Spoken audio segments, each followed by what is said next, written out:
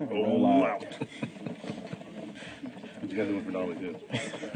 You would not.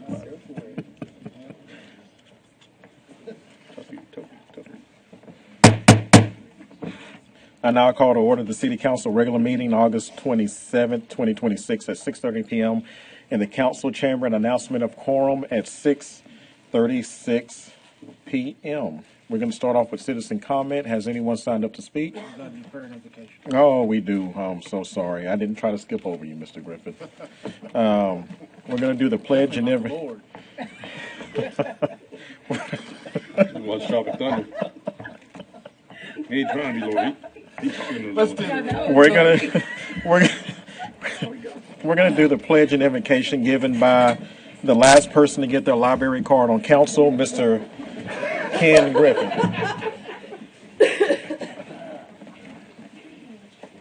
Pledge allegiance to the flag of the United States of America and to the republic for which it stands, one nation, under God, indivisible, with liberty and justice for all. Honor the Texas flag. I pledge allegiance to thee, Texas, one state, under God, one and indivisible. Let's give Lord his first due. Dear Heavenly Father, we thank you. We thank you for keeping those that work in and throughout our city safe.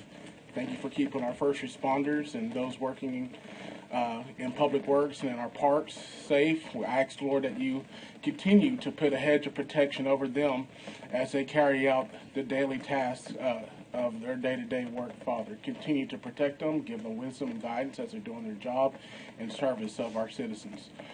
And Heavenly Father, we pray now as we come sit down and go over the agenda of the items that that's been placed in front of us, Lord. We ask that you give us wisdom, Father, to discern and make the decisions that will ultimately have an impact on those living in our city, Father. Give us a wisdom and discernment.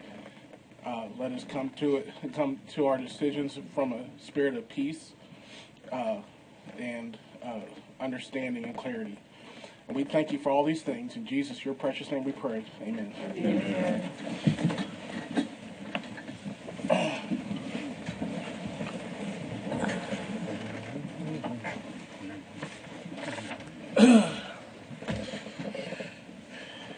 Okay, now it's time for citizen comment. We have a few people signed up to speak.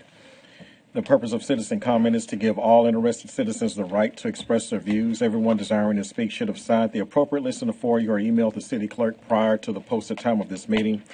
Each citizen shall give his or her name and address in order to provide proper record of these comments. The rules allow each person 1 minute to speak. A citizen may pass his or her time to another person who has requested to address council. However, no citizen remarks shall exceed 3 minutes in total. Either the 1 minute or the 3 minute limit may be extended by a majority vote of council. I encourage everyone to be as brief and to the point as possible. Please keep in mind, council cannot discuss or deliberate on items for which public notice has not been given on this agenda. We will start off with Ms. Cynthia Coker. Ms. Cynthia Coker, you have Mr. Nick Rice and Ms. Celia Cravey ceding time to you, so you will have a total of 3 minutes. Please state your address for record. Cynthia Coker, 1818 Cedar Bayou Road, Baytown 77520. I hope that the extreme temperatures are behind us, though us being on the coast, we know that September can be pretty brutal as well. I'm speaking tonight because people that know me know that I love animals. I've had animals since I was a child, so I guess it gets in your DNA if you grow up with animals.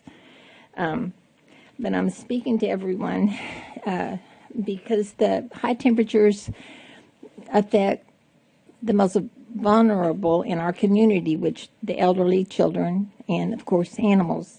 And I think a lot of people maybe don't realize that dogs especially can suffer from heat exhaustion and heat stroke if they're left out in the searing hot sun with no shade or shelter, and of course without sufficient water.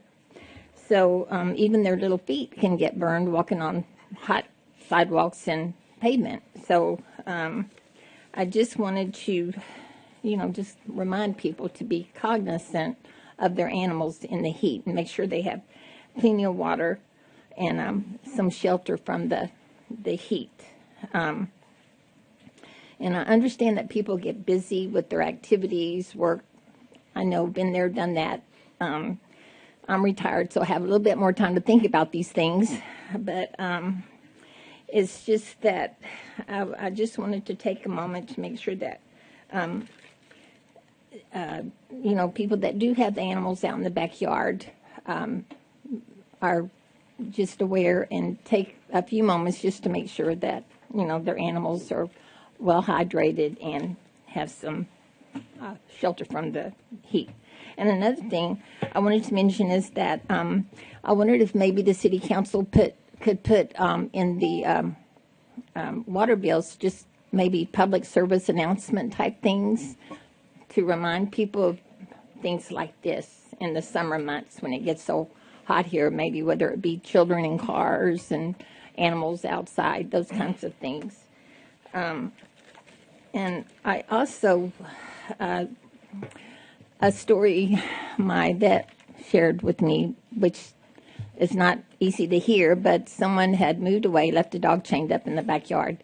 A water meter guy or a gas meter guy came to read the meter, found the dog, took him to my vet, and he was so bad the vet couldn't save him. So that's one thing that, people were so busy, but animals are living, breathing beings, and they deserve to be treated with kindness and compassion. And even if you don't love animals, it's just a basic, thing that we should, as a civilized community, nation, should, take into account those most vulnerable segments of our society. Thank you. Thank you. Thank you. Next, we will have Mr. Larry Daigle. Mr. Daigle, you have 1 minute. Please state your address for record. Thank you, Council. My name's Larry Daigle, and I live at 410 Park Street. And today I want to, just since I get 1 minute, I want to introduce to you my credentials. I have nearly 2 decades in data networks. I'm a former employee of AT&T, and I have a considerable amount of experience selling any and all types of data networks. You guys signed an agreement some 4 years ago with Flock Safety, and they presented themselves as a license plate reader. I promise you with 100% certainty, they are not a license plate reader. I've sent some people on this council an email from Wired magazine titled, "Flock has a powerful new AI tool for police, and we got its code." I encourage every one of you to read that article and process what's in there over the next 2 to 3 weeks. I also would caution the council that you have third-party organizations that are sucking this data up, and they have no authority to do that. People like a Home Depot or Lowe's, Okay. they are not authorized to do that. You guys need to look into the legal ramifications. Hold on a sec. Do you need more time? Do you need more time, or are you done? I'm good for now. I'll be back next time. Thank you. That concludes our citizen comment portion of the agenda. We're now moving on to 2A. Consider approving the minutes of the City Council work session of Municipal Development District and City Council joint meeting held on July 23rd, 2026. I need a motion. Motion to approve item 2A. Second. All in favor? Aye. Any opposed? Motion carries. Now we are on to 3A, recognitions and communications. We're going to present a proclamation designating the month of September as Deaf Awareness Month. And I will invite council to join me if you would like after the presenting of this proclamation for a picture.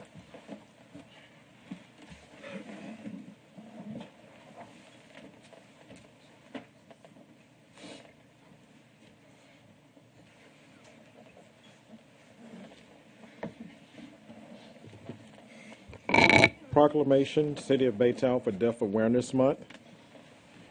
Whereas Deaf Awareness Month started in 1958 with a focus on improving human rights and the human rights of deaf individuals, expanding instruction in national sign languages, increasing access to education, and ensuring access to information technology and service. And whereas the deaf population includes individuals born profoundly deaf who use American Sign Language, ASL, as their primary means of communication, as well as people with varying degrees of hearing loss who use hearing aids, assisted listening devices, or other forms of amplification and communication modes. And whereas, according to research across all age groups, approximately 10 million people in the United States have hearing loss, including 1 million who are profoundly deaf, and more than half of those individuals are over 65 years of age. And whereas it is essential to ensure that people who are deaf have equal access to the many benefits and opportunities available in our community.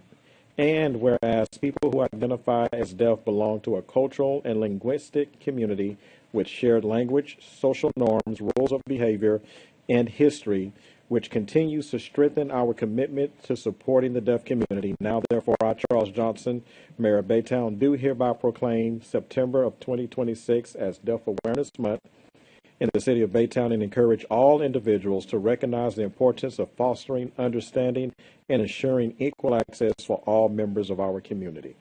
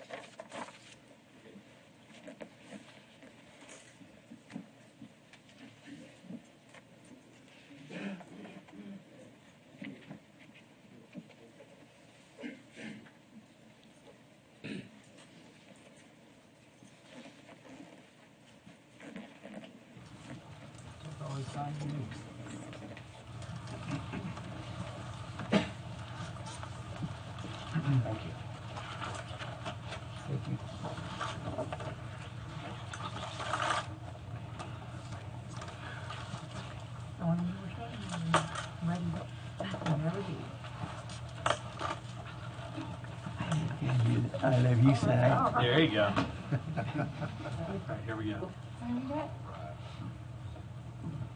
on, let me take a couple more. Hang on.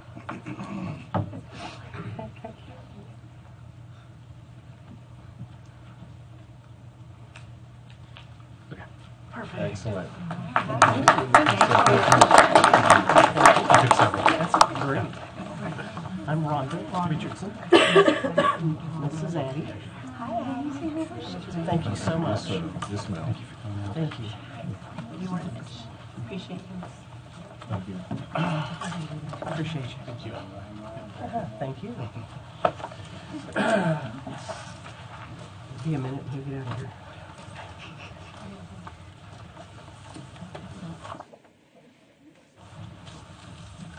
Oh, thank you. One more.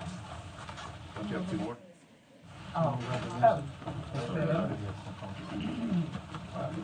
We have two recognitions if y'all do want to stay for, I mean, staff will present the recognitions, but y'all are more than welcome to take photos with them. Oh, yeah.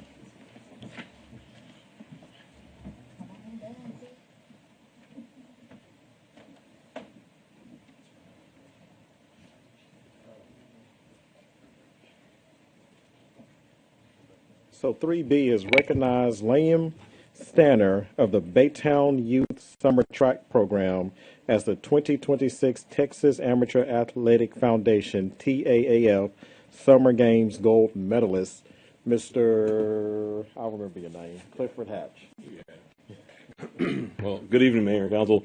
The next two items are both just celebratory moments for our athletic programs, both in our recreation divisions and in our tourism division.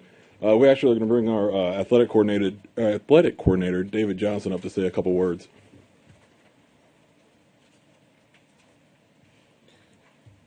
David Johnson, like you said. What's up? I'm a little taller than Cliff.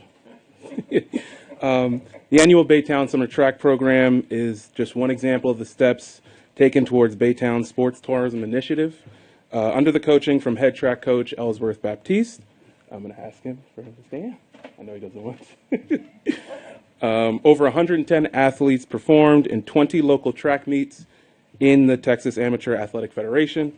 In the middle of July, over 20 participants from Baytown's Summer Track Program participated in the regional track meet hosted at LaPorte High School, and the results of that meet ensued.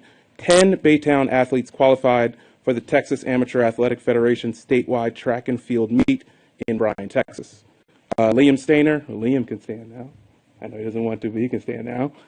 One of our Baytown athletes in the 16 and under division secured the gold medal in the high jump at the state meet with a height of 6 feet. We love the opportunity to celebrate Liam, Coach Baptiste, and the program's overall success. Would love to set aside the time to take pictures. Come on up.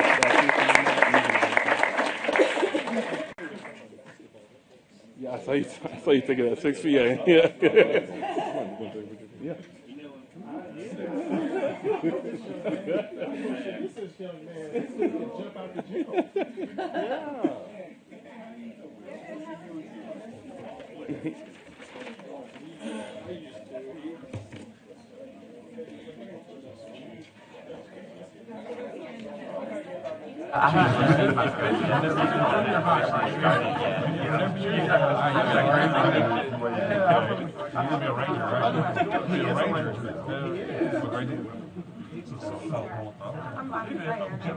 Y'all look short compared to this. Right? All right, here we go. 1, 2, 3. Let me get one more. Perfect. Thank you.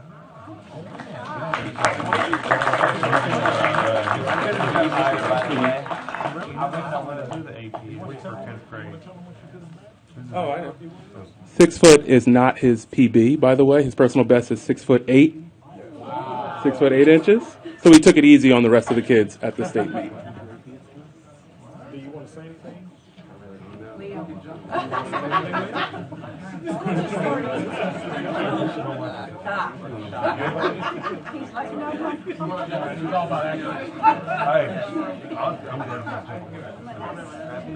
Yeah, I'm going to say that I've actually seen him in action. I actually coached against him last year in basketball, and there was no stopping that young man. He can literally jump out the gym. Yeah. Mayor, when he was really little, I had the pleasure of being front row seat as I would watch him jump trash cans when he was about 2. That were this. I'm not kidding. His brother played soccer, and while brother was on the soccer field, Liam was. Little did he know he was practicing for all these gold medals. Right, right. Was he doing that in our parks? Yes, he was. There you go. That's all Mr. we Mayor, need to... Mr. Mayor, I'd add, it's really good to see a local Baytown guy staying around and helping develop the talent too. I went to junior high with Mr. Baptiste, and he's always giving back to the community. So. And one other question real quick, since this is an important week in our city. What high school do you attend? Say that a little bit louder. Ross S. That's all I need to know. Thank you. He can't, nobody can. Hey, Cam, Ranger can. We're winning tomorrow. Next, 3C, we're going to recognize the Baytown Bulkheads baseball team as inaugural Cowboy Collegiate League champions. Mr. Clifford Hatch. Welcome. Mr. David Johnson. I'm going to hop in for Cliff, sorry. This summer also included another major sports tourism opportunity through our connection with the Baytown Bulkheads Collegiate Baseball Team. Tonight, we welcome 3 members of the team, General Manager Melina Belomo, you don't have to stand yet, alongside local players Dylan Marbury and Joshua Anderson. Melina Belomo is the sole female general manager in the Cowboy Collegiate League and guided the inaugural Baytown Bulkheads season to clinch not only the Southern Division title, but the Cowboy Collegiate League Championship as well. The champions were crowned right here in Baytown at Jenkins Park on Thursday, August 6th. Joining Melina tonight is Dylan Marbury. Dylan, you can stand. Who currently plays baseball for Alvin Community College, and Joshua Anderson, who can also stand. Joshua Anderson was formerly a student at Chattanooga Community College. Both played a pivotal role throughout the season and in the championship, from Dylan's grand slam that helped the Bulkheads secure a playoff berth, to Joshua Anderson's rotational pitching experience in the playoffs. While Joshua's playing career has come to an end with a championship, he plans to return to the Bulkheads next summer and join the pitching staff to try and secure back-to-back championships. The Bulkhead season was not only a success on the field, but a great reminder of the community impact off the field as well, with the organization employing several interns from Baytown to learn sports management operations, and a Baytown family hosting a player this summer. We want to congratulate Melina, Dylan, Joshua, the entire Bulkheads organization, all of the players and the supporters who contributed to this championship season, and we look forward to continuing to support the Bulkheads as they build on this tremendous first season and begin an exciting second year in our community. And they have brought the championship trophy for the picture as well. Yep. I think I'm right over here. You're gonna move you right underneath that microphone. Right here, right here. Right. I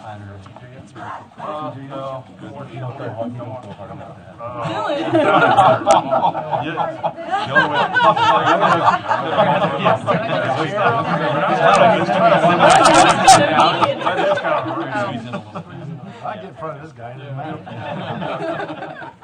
Yeah, I need to take a picture from here. Yes. Okay, here we go. 1, 2, 3, and one more. Okay, thank you.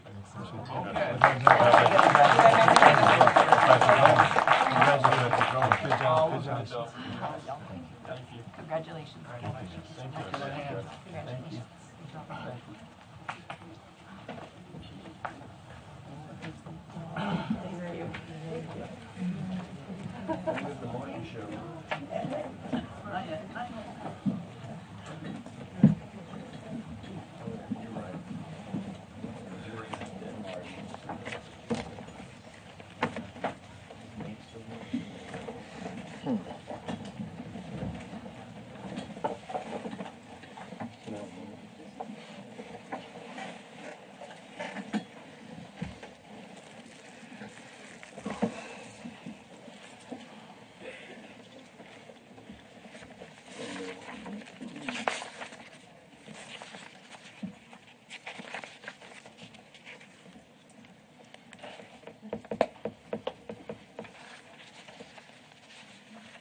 Okay, we got several public hearings today, and the purpose of these public hearings are being held to give all interested citizens the right to express their views regarding the subject of the public hearing.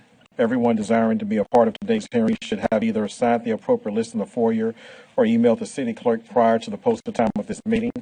Each participant shall give his or her name and address in order to provide a proper record of this hearing. The rules allow each person 3 minutes to present information. However, I encourage everyone to be as brief and to the point as possible. If you are a group of persons wishing to address the council on the same subject, please select a spokesperson to present the information, and if anyone has any questions, please direct them to me. 4A, consider a public hearing concerning the City of Baytown fiscal year 2026-2027 proposed municipal budget. It is now 7 p.m. And I now call to order the public hearing concerning the City of Baytown fiscal year 2026-2027 municipal budget. Well, nope, we're not doing that. Is there anyone desiring? No one? Anyone up here on council? Nothing at all? Good deal. We are going on, well, there being no one desiring to speak, I now close this public hearing at 7:01 p.m. concerning the City of Baytown fiscal year 2026-2027 proposed municipal budget. 5A, conduct a public hearing regarding the proposed voluntary annexation of approximately 60 acres at 5359 East Grand Parkway South. It is now 7:01 p.m., and I call to order the public hearing regarding the proposed voluntary annexation of approximately 60 acres at 5359 East Grand Parkway South. I'd like now to ask staff to summarize the subject of this public hearing. I thought you were trying to hide back there for a minute. Martin Scribner. Good evening, Mayor and Council. For the record, Martin Scribner, Planning Development Services. If you've looked at the next page of the agenda, you will see that the whole thing is pretty much Planning Development Services. So we're going to try and get through this as easily as we can. But in order to get through it, Calvin and I are going to kind of tag team on some of these items. So the first item, as the mayor mentioned, this is annexation of 60 acres at 5359 East Grand Parkway. This is the BAWA East facility. There is not much to really present here other than the city owns this property. Well, technically BAWA owns this property, and we're trying to bring this into the city limits, as it is not as of right now. The future land use map does show this as being industrial use in the surrounding area. Other than that, that's concludes my presentation. I'm happy to answer any questions.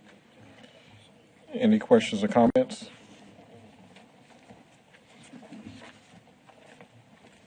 Good deal.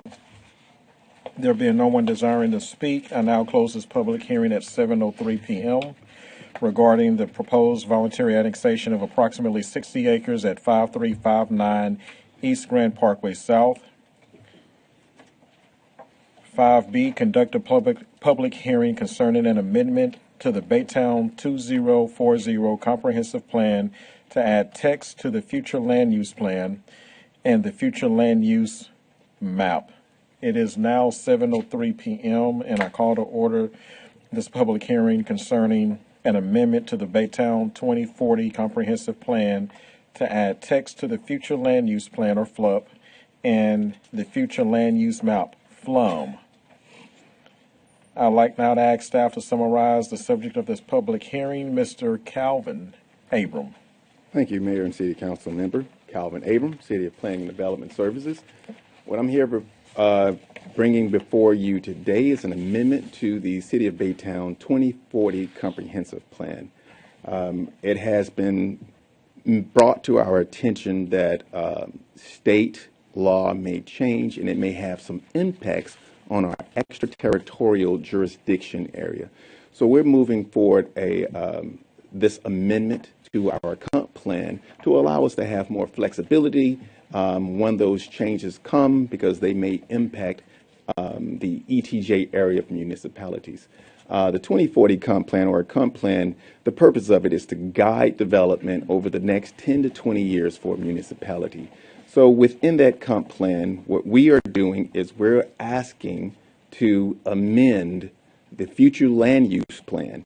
And the portion in the future land use plan we're identifying is within the location criteria, and that is the large-scale development, industrial development, and high industrial development. What we're asking is to add language to those location criteria areas that will say large-scale development may be given priority over land use category designations.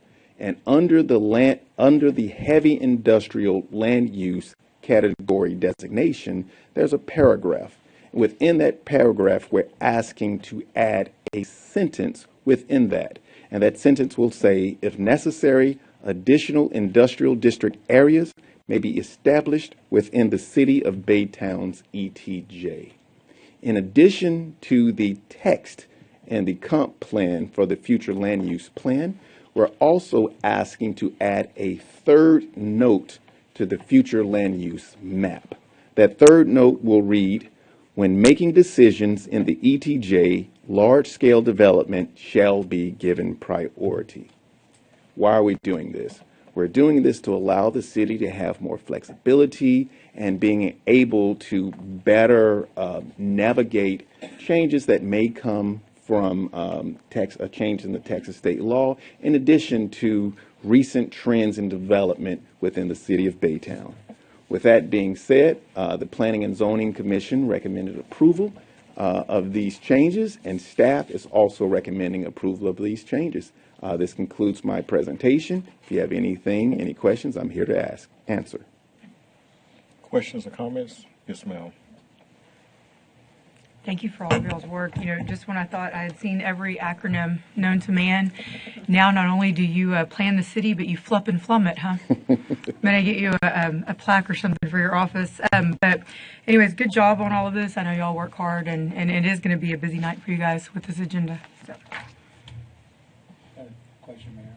Mm-hmm. You said, and since I didn't get picky on the budget, I'm going to get picky on the wording. On the last one, you had, when making land use decisions within the ETJ, large-scale development shall be given or may be given. You have may be given, and it's a big difference. I understand. Shall be given. Okay, because you have, in the write-up, you have it as may be given. I understand. But you're saying it should be shall be That given. is correct. The ordinance identifies it as shall. Go ahead. I mean, that's a significant catch, because may means there's some options, but shall means there is no option. So why may instead of shall? In terms of may or shall, in this instance, what we would be looking at is the development that's brought before us.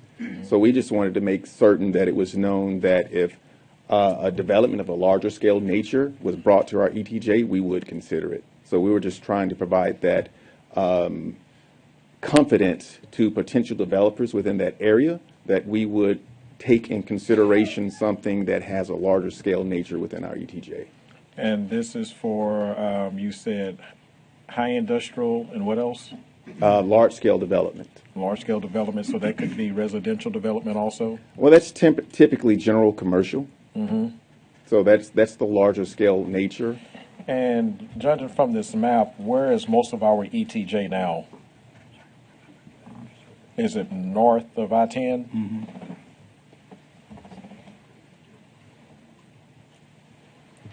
I'm sorry, Mayor. Most of our ETJ is going to be north of I-10, isn't what I'm asking? Yeah. Yes. So that means we'd be looking at that area there being high industrial or the other things that you said. What were those other things again? A large scale development. That's if a developer wanted to annex within the city, that would then give us the ability to take that into consideration. And if they annexed in, then that would allow us our Unified Land Development Code to provide setbacks and other type of regulations onto that development. Okay. I mean, I can understand, Mike, why you asked the question. That wording does make a big difference, especially with the type of development that can come in. And that's where our ETJ is. Mayor and Council, before we get too far, I understand, but I'm going to finish my comments. Okay. We have a lot of development going on north of I-10 right now. One of the newer neighborhoods is going on there, and 3 of our newer neighborhoods have come in north of I-10. That's actually the area that I stay in. So I can echo your concern and would like to hear from the rest of council.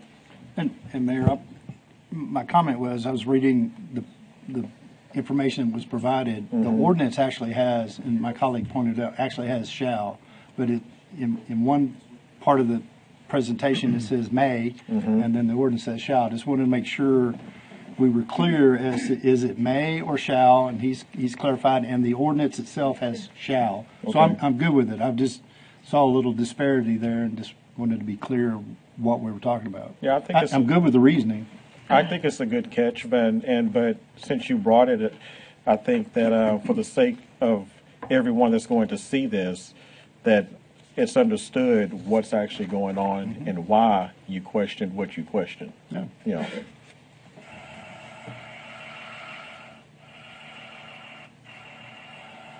John? He's trying to turn it off. Okay. Yes, I'm there. Yes, Mayor and Council, I was trying to jump in because I think there's confusion. This is not forcing industrial buildings to go into the north side at all. This is a protection method from the city of Baytown to not be overtaken by the state. And our ETJ is basically everything you see here that is not yellow, red, orange, or green. Even the stuff that's on I'm sorry, I don't know what the color is, purple or blue or whatever that is still ETJ. So everything, almost all of Chambers County is still ETJ. And then all that purple, blue, even in the middle, is still ETJ. So it pertains to everything there, but it's not meant to just say industry is going in there.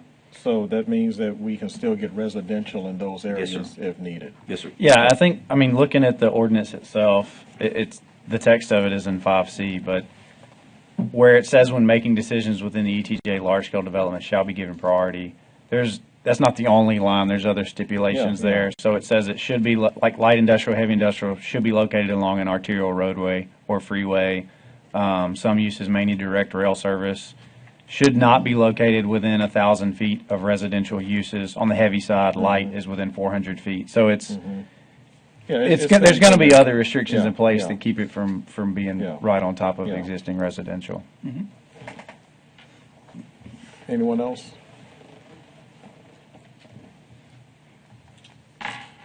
Good deal. We don't have anyone signed up to speak.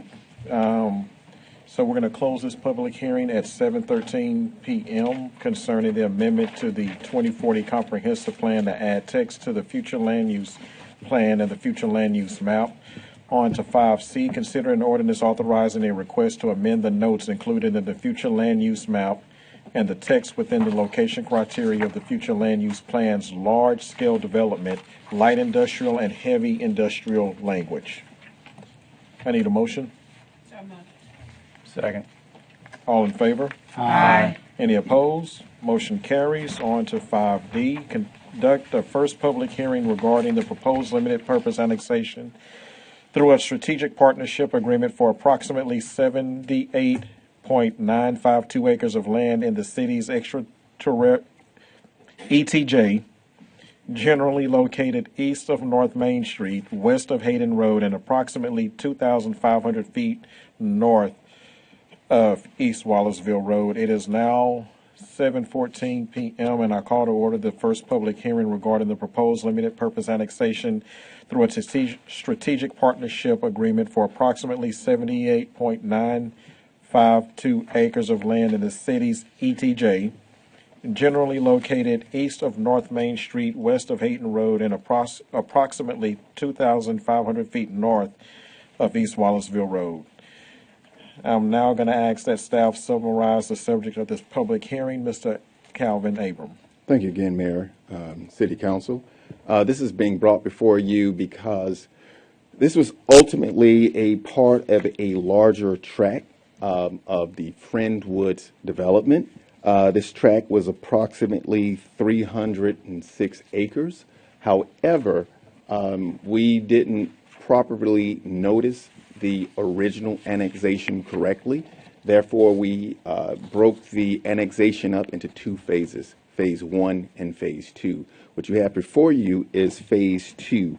Phase 2 consists of tracts 9 through 11, and it's approximately 78.9 acres.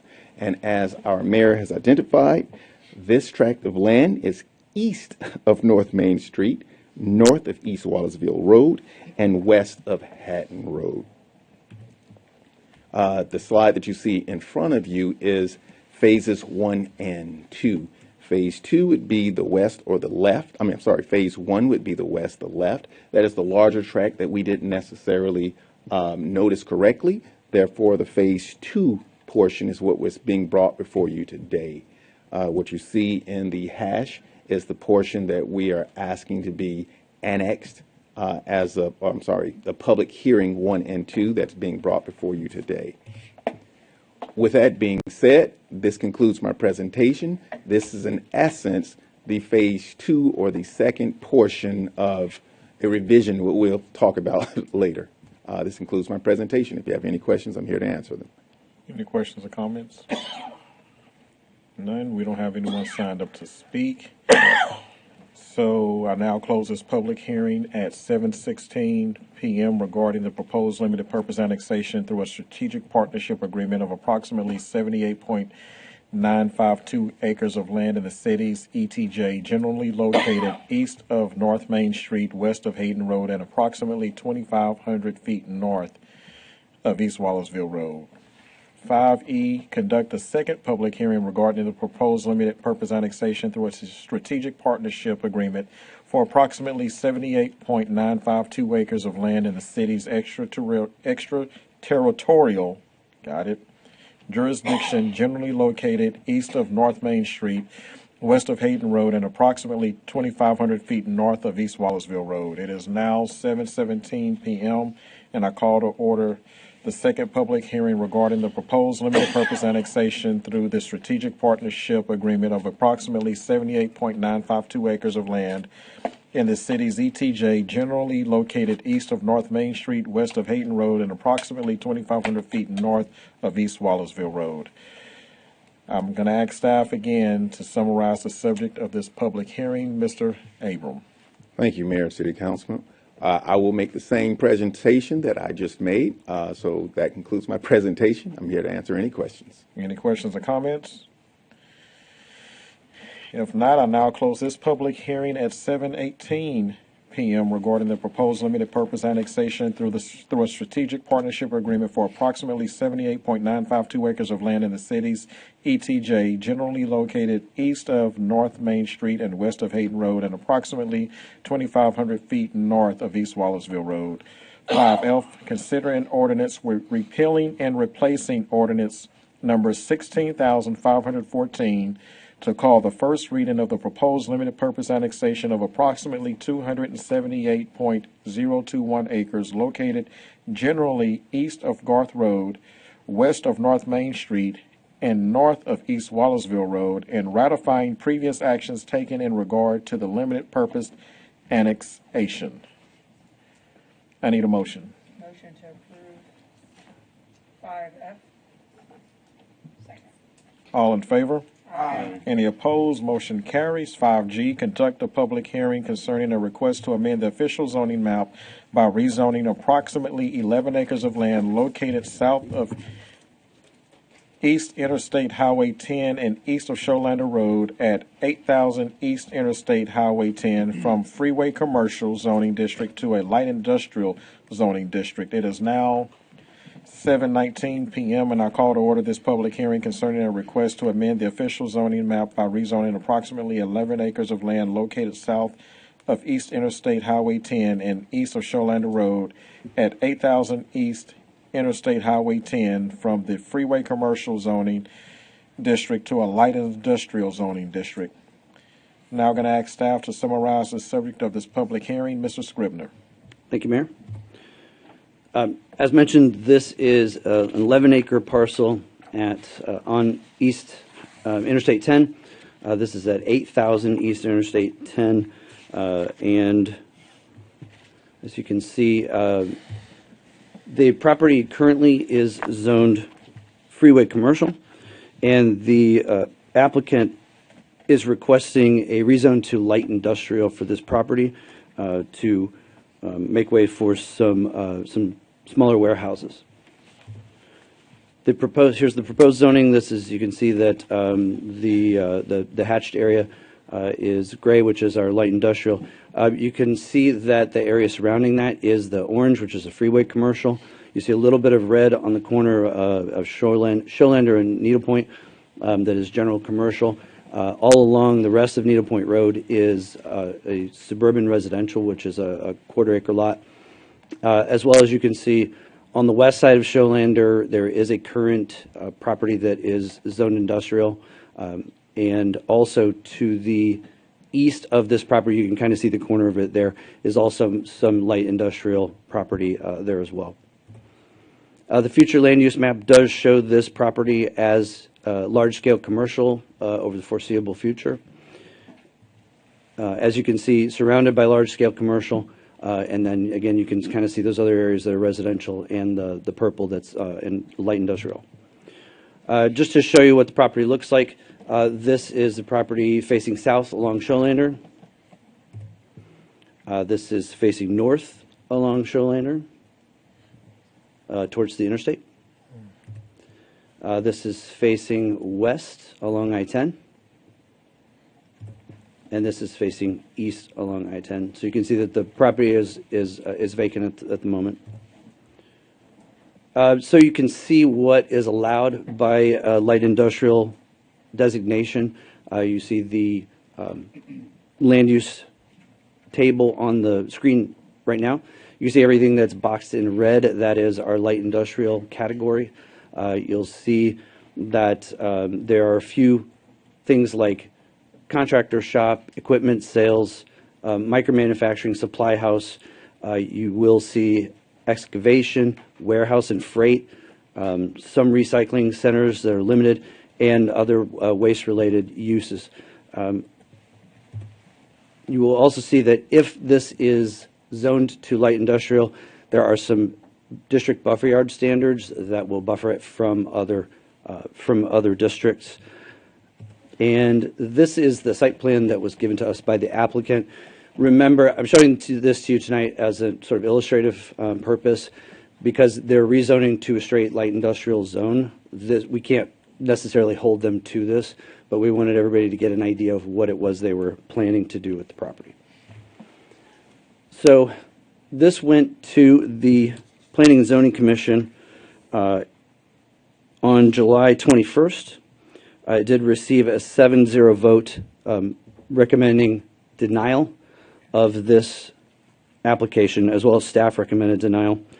At the public hearing, we did have one neighbor show up to speak against this item, stating he was concerned about the proposed use and its proximity to his house and the neighborhood. We did have one online comment concerning regarding discrepancies in the public notice was sent out. We had some changes in the application that happened midstream. Once we were made aware of that, we sent out a second round of public notices, so that was already covered. They also commented that they were requesting denial because of the proximity to residential. You'll see in the staff report that there's three main reasons that staff and Planning and Zoning Commission recommended denial of this. The first is quality of life. This is protecting the character and stability of that general area. But really what it comes down to is the proximity to the residential neighborhood that's there to the south. There is, in the location criteria in the comp plan, in the future land use plan, that states that light industrial should not be located within 400 feet of residential uses. This would obviously be within that area. And so, again, staff and the commission are recommending denial. That concludes my presentation. I'm happy to answer any questions. I have a question, Martin. Because there's the LI just to the east, right? Mm-hmm. So correct. Was that not also within 400 feet? I can't speak to when that rezone was done. I'm not sure. It was done. I'm pretty sure it was done before this comprehensive plan was written. Okay. So I'm not sure if the previous comp plan had that stipulation. Okay. Thank you. Anyone else? Can we go back to the picture with the property, the zoning? Oh, I didn't see that little corner up there. Yeah. And that property up there, that goes all the way down to the residential there? Which property? The one that's the top right corner, the little... This one here? Yes, sir.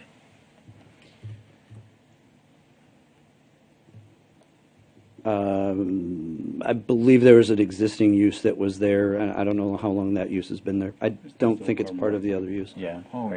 There's a small plant there, and then that other property up above is warehousing that runs down towards the that rail crossing. What, this one up here? Yeah. Okay. Okay. That's where the trees used to all die. I think that was zoned a long time ago. Okay.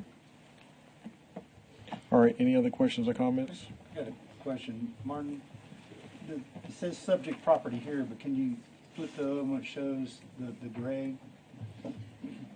That one? That one, again, that's the subject property in the gray with the stripes. Mm-hmm. The tan property, is that part of that development?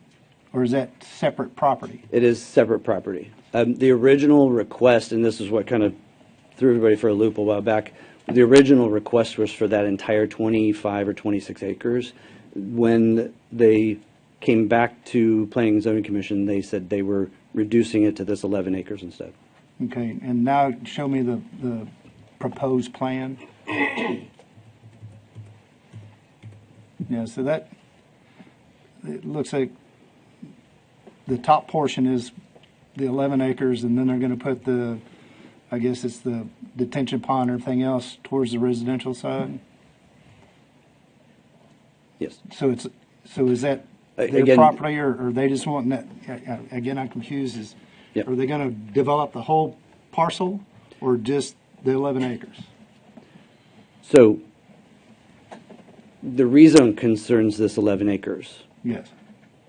The rest of it is freeway commercial. Mhm. If you're looking at this particular, and again, this is a concept plan. Yeah, concept. So what you're looking at is that southern portion as well as the western portion is zone freeway commercial. What you're looking at on the western portion looks to be a gas station and convenience store and probably a car wash. Yeah. And then the southern portion is just Already detention. there. So Yeah. they don't need an industrial zoning for that type of use. Okay. Mike, to answer your question directly, or Mr. Lester, to answer your question directly, when this was originally proposed, it was all of it, as Martin just said, right? They're trying to, because that's when we had conversations about putting the road through so that people on Hunters Creek could have a different access point. I think they pulled it after going to P&Z last time, and then they created basically a buffer without having to do the entire lot as light industrial. And so for the development, they would, my opinion, they're showing you what the entire development will be. They would just get this first one zoned appropriately and then buy the rest of the tract, and that's where their detention would go. And that way they're not having a light industrial zoning directly on Needle Point Road. Okay.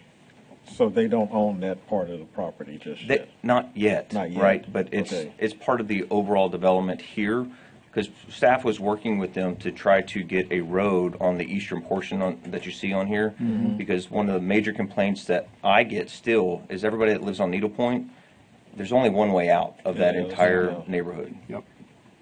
Yeah, that was going to be my comment on this, and I understand why P&Z staff. I mean, looking at the standards that y'all have, I think we're going to be a bit challenged to get anything there beyond this. It's not you're not going to get.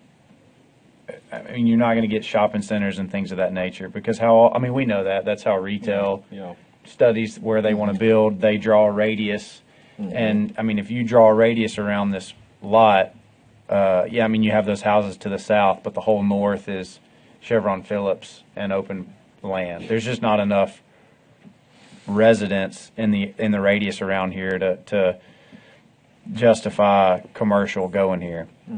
I mean, as you head, it's not even you rarely drive past this, right? Because if you're on the feeder and you continue east, it's a dead end. The feeder doesn't cross over the tracks there.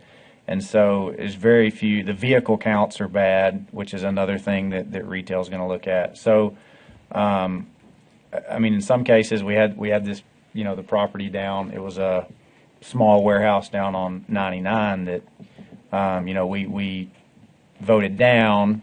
We may get something else that we like even less in the future, right? So sometimes I feel like you have to take the best thing you can get. I would like staff I'm not prepared to vote for this tonight. I would like staff to continue conversations with them and see, because I know if we approve it, we approve the zoning, they can really build whatever they want. And we've seen that, right? Like, we see propose drawings, we approve the rezone, and then we get something completely different that fits within zoning, and we don't have a leg to stand on to hold them to this picture. But I know we have other ways we can, whether it be some type of development agreement or overlay. You'll have to forgive me if I don't know the exact term we need to use here, but I would like staff to continue talking with them to see if they'd be willing to put some kind of easement on that east side. Like I said, this, it may be the best thing we can get. Obviously, those residents aren't, probably they don't want a warehouse that close. That's not what they would pick, but I think we're going to be limited in what we can get. But if we can get that second egress, like city manager mentioned, that's the thing that we even talked about it when the warehouses were built to the east of here. We were hoping to get it from that development because, this entire neighborhood, if an accident happens down there on Showlander and Needle Point, they're stuck in or folks are stuck out of the neighborhood. If an accident happens there and someone has an emergency inside the neighborhood, emergency vehicles can't get in. So, if we could get a second ingress and egress for the neighborhood, I think it would be a good compromise here. So if y'all could continue those conversations with them. I'm going to agree with you on that. My question, Mike, I do appreciate you asking the question because I thought that all of this was going to be it. But knowing that this is the plan for the 11 acres, opportunity to purchase this as a buffer, and the second egress, Laura and I worked on another neighborhood that had one egress, and it took something unfortunate happening before there was a partnership with another government body to get that street there. You remember that? And if we can get the developer to consider that, I think that'd be great. And I think the residents, like you said, would really appreciate that. Mm-hmm. So I'm going to say, you have something?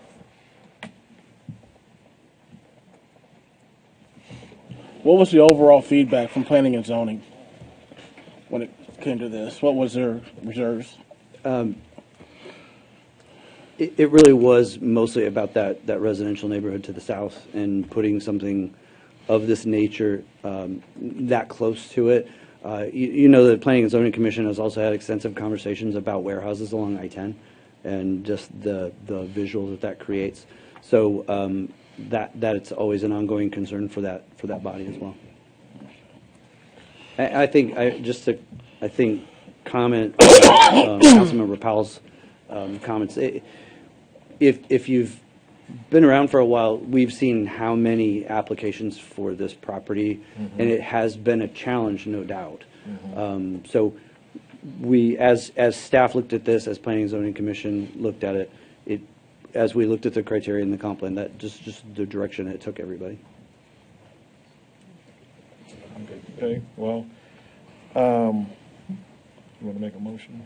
Yeah, I guess. I don't know how much time. I know, Martin, I've kind of asked staff to continue conversations, but if we were to table this, Mr. Powell, just from the economic development side, we can, if there's going to be an ingress egress, that would be a public road at that point. It may be best if the staff works with a development agreement to do something here that's addressing the ingress egress, and that gives us a little bit more leeway on buffering on the backside that can be put in as well. And working with economic development and planning side, we can really do something as you're thinking of your motion. Just okay.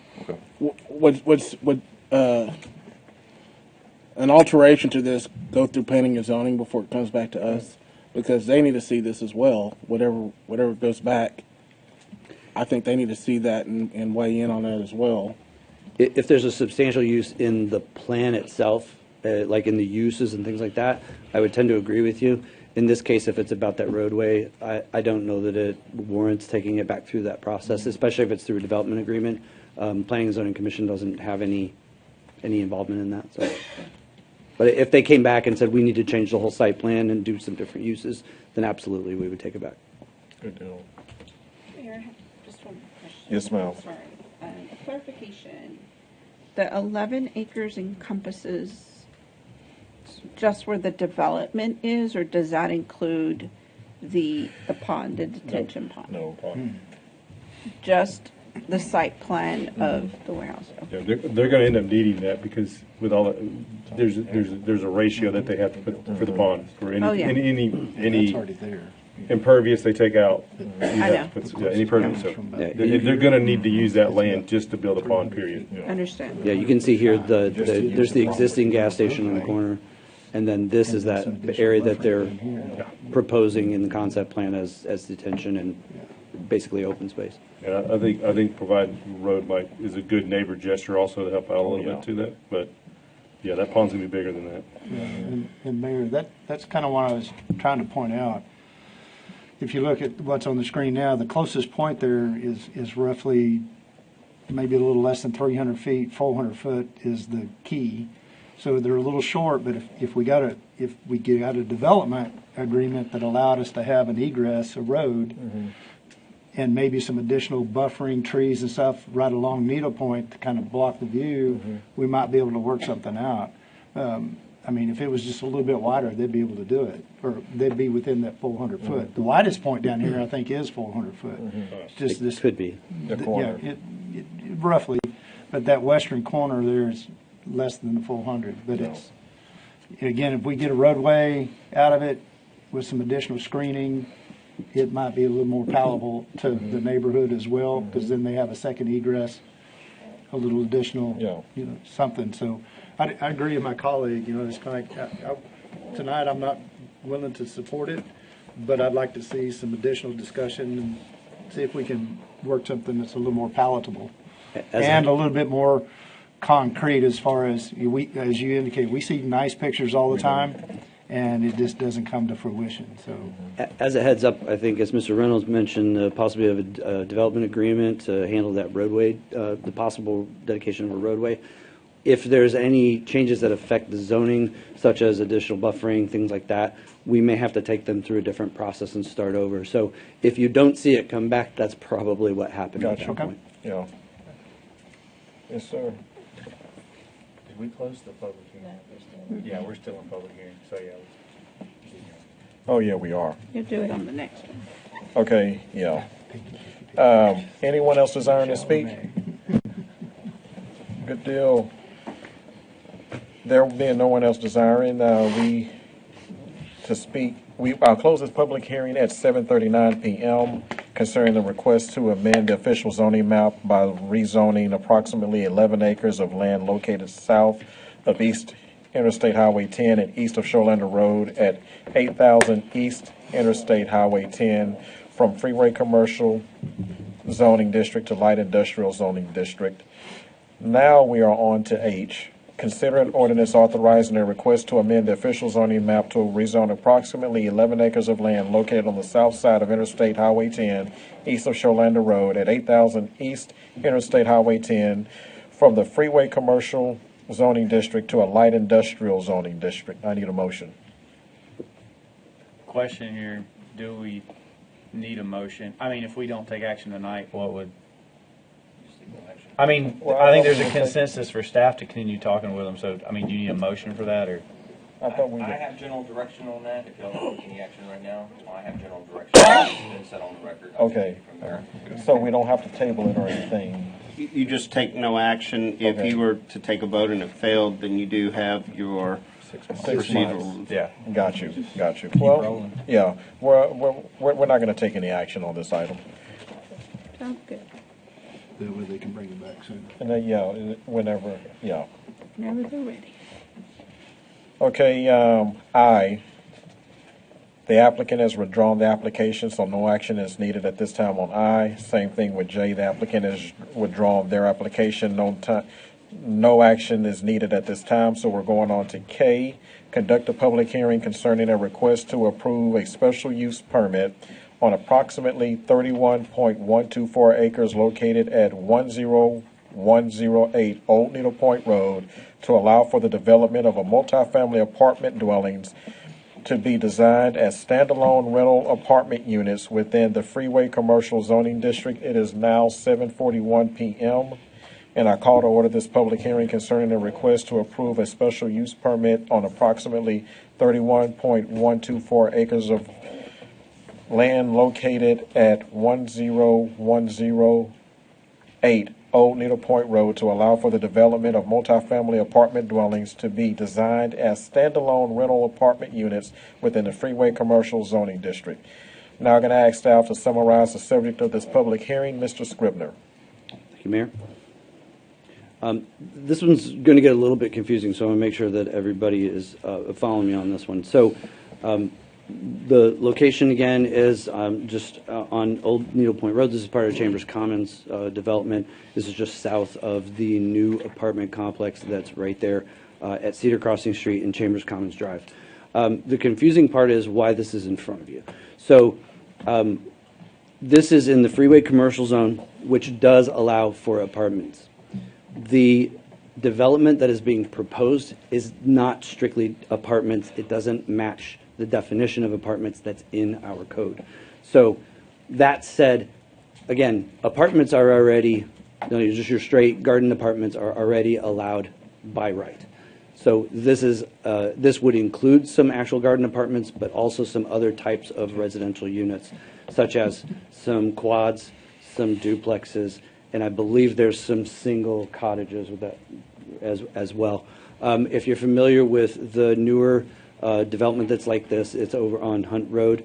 This is Mr. Crawford's development. This is also his development. So it has a similar feel to it, but it does include some garden apartments, which the other one does not.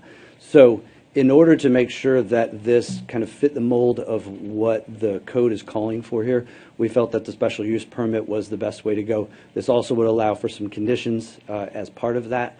If City Council decides that there's something specific they want in there, then that's something that we can discuss as part of this as well. So with that, again, I mentioned this is in a freeway commercial zone.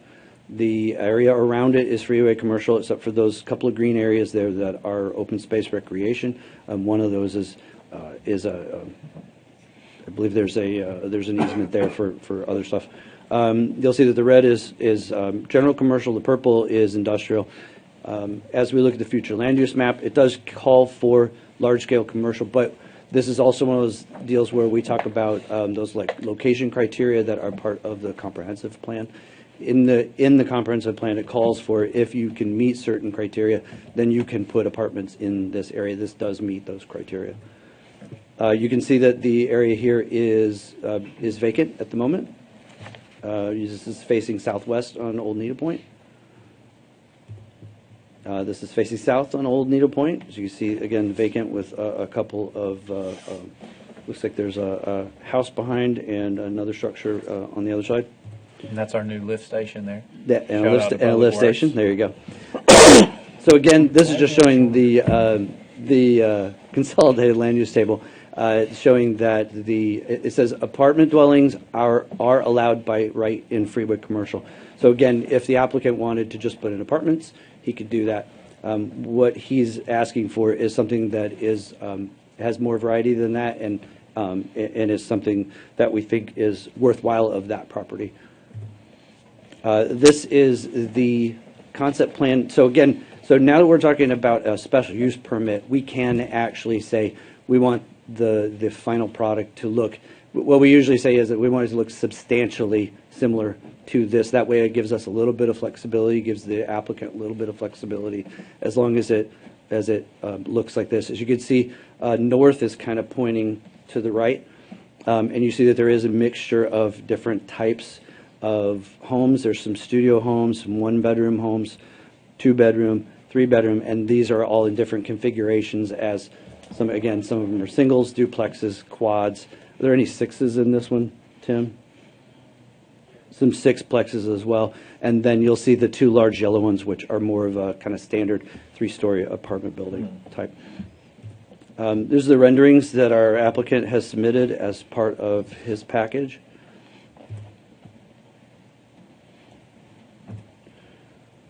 And so this went to Planning and Zoning Commission for public hearing on July 21st.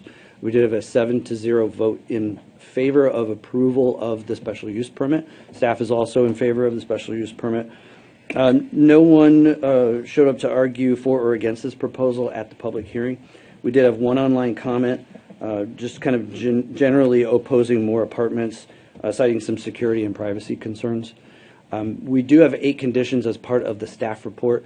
These are things that are already required by the code. This was an attempt by staff to get those on record, so everybody's playing on the same field at this point. Again, staff and the commission recommend approval, and that concludes my presentation. Also, our applicant is here tonight if you have any questions. Mr. Crawford has told me that he is ready to answer whatever you have. Well, I want to say thank you to the applicant being here. That doesn't always happen, so we do appreciate you and allowing yourself to be open to our questions and concerns. Yes, sir. Martin, could you just clarify for me what the revocation of SUP may occur under ULDC section 7.44? So again, this is already in the code. It basically says if they violate the terms of the special use permit, then the planning director has the authority to revoke that special use permit, and then if anything else happens, it has to come back through this process. Again, I appreciate that, because again, that goes to our previous conversations. We see lots of pictures from time to time. The SUP actually, for the citizens' understanding, SUPs actually give us the ability to hold them to the general concept that they initially proposed. Again, I like the concept. It's not just this typical standard big block apartments. I mean, we're really starting to have some identity with individual or smaller freestanding garages and that type of stuff.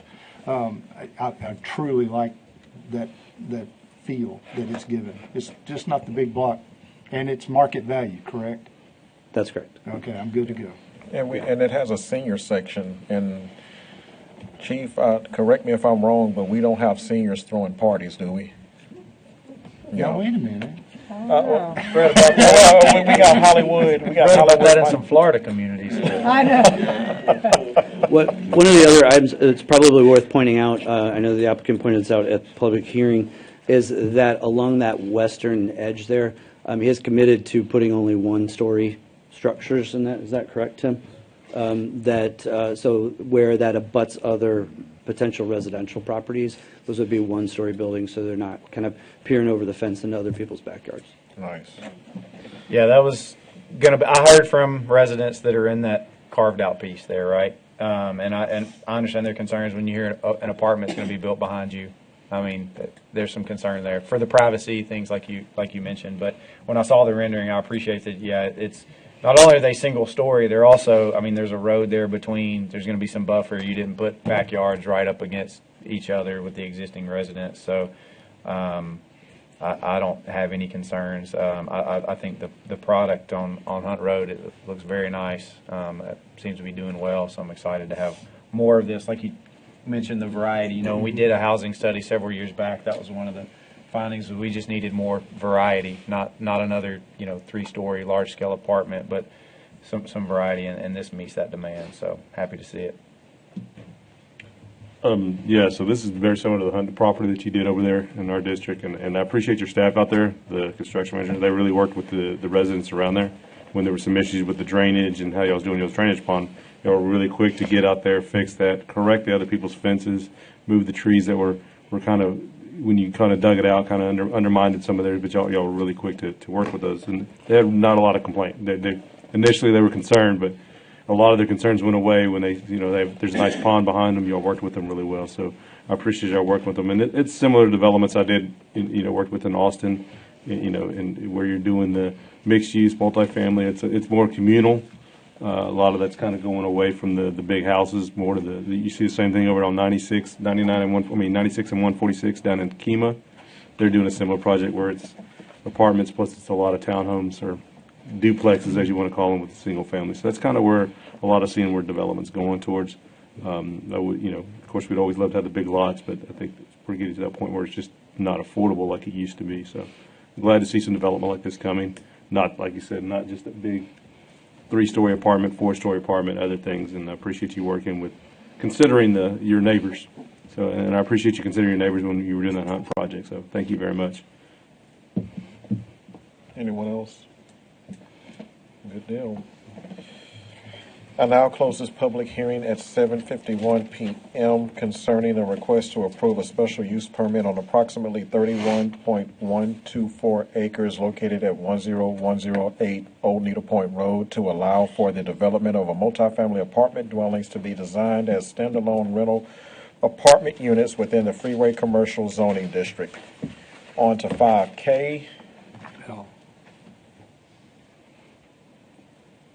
Consider an ordinance to approve a special use permit on approximately 31.124 acre parcel located at 1018 Old Needle Point Road, Baytown, Texas, 77523 to allow for the development of multifamily apartment dwellings to be designed as standalone rental apartment units within the Freeway Commercial Zoning District. I need a motion. Move to approve item 5L. Second. You said 5 what? It is 5L. 5L. K was the hearing. K was the hearing. That was the... Oh, well, I don't have it written on here right. Okay, second. You got the second? All in favor? Aye. Any opposed? Motion carries. Thank you. Thank you. Consider an ordinance to take action to record a vote on the proposed ad valorem tax rate and set a public hearing date for the city of Baytown, Texas for the fiscal year ending September 30th, 2027. Ms. McKenzie. Mayor and Council, as you know, the FY 25 proposed budget reflects a tax rate of 0.69803. This is merely a comparison of the revenue changes based on the calculated tax rates, just for informational purposes. The no new revenue rate is 0.68517, and the voter approval rate is 0.74695. The M&O rate fluctuates based on the calculated debt service rate of 0.25991. In relation to the revenue impacts, the change from the proposed rate to the no new revenue rate is a reduction of $800,000 in M&O revenue and $1.3 million in IDA revenue, which equates to $2.1 million. The proposed change from the proposed rate and the voter approval rate is an increase of $3.1 million and in M&O revenue and $4.9 million in IDA revenue for a total of $8 million. This is for the benefit of the citizens and also based on state requirements that we illustrate the median value of homestead, showing the difference in the tax bill. So based on the adopted rate, if you had a median home value of $203,000 and we proposed the rate of 0.69803 to stay the same this year, there's a change of $43.87. And then if we are proposing the no new revenue rate, the change still would be $16.88 based on the values changing to $209,000. And this is just another illustration based on if the home values were to stay the same. It's the same rate amounts that you see for the tax bill of the prior slide, but it just illustrates that if the values were not to change, there is a $2 difference, monthly $2 difference with the no new revenue rate and $8.55 change on the voter approval rate. And I'm happy to answer any questions. Questions or comments? Okay, we're going to take this vote by a show of hands. The public hearing is set for September 10th, 2026 at 6:30 p.m. in the council chamber. So I need a motion. For the public hearing? Mm-hmm. Mayor. It is a vote for the public hearing Yes. as well as on the proposal of the tax rate. tax It's rate. not a vote to adopt the tax rate. Yeah. It's For the proposal. Motion to approve item 6A. Second. Second, can I make a quick comment? Yes, sir. I'm going to be voting for this, but I really want the citizens to understand, and Tracy, you covered it, but you covered it very quickly. It's about an $800,000 adjustment for the residential side, but it's 1.3 million on the industrial district side. So by holding the tax rate even though residential properties are going to go up, they're going to pay $46 more a year. Industries' values don't go up because they're negotiated as part of the IDAs. So the entities that are really getting the biggest tax break by lowering the tax rate is our industries. 1.3 million goes a long way of covering a lot of general fund expenses. And so I just want to, because I get that challenge a lot from citizens, kind of like, well, I want my tax rate to go down. It goes down, but we lose almost double the amount of money from industry if we lower the tax rate. I'm not for raising the tax rate, but holding it steady, industry continues to pay a greater portion. And I'm not anti-industry either, but that's a big chunk of money. So I will be supporting this. So just trying to make it clear. When you visit with individuals and you walk through that, they go, oh, well, that makes sense. That's where all the subsidies that we've lost over the last several years for water or basically for trash and sewer, we've had to tighten the budgets because the tax rates are going down. We lost those subsidies to that, and so it's actually costing our citizens more on an annual basis than the tax rate would have. So I just want to be clear with that that's the impact. So, and I appreciate that. Let me make the comments. And before we do that, I want to say thank you to Teresa, Jason also, because I know you led the charge, and especially getting these slides together to help educate citizens so that they can have a better understanding and not just take shots without having the understanding of what the options are. So I really appreciate the time and effort. Well, I think I can speak on behalf of all of us, saying we really appreciate the time and effort put into getting this information out there. You know, and putting it in layman's terms. You know, so by a show of hands, all in favor? Aye. You got your hand up? Yeah. Okay. Any opposed? Motion carries. Thank you.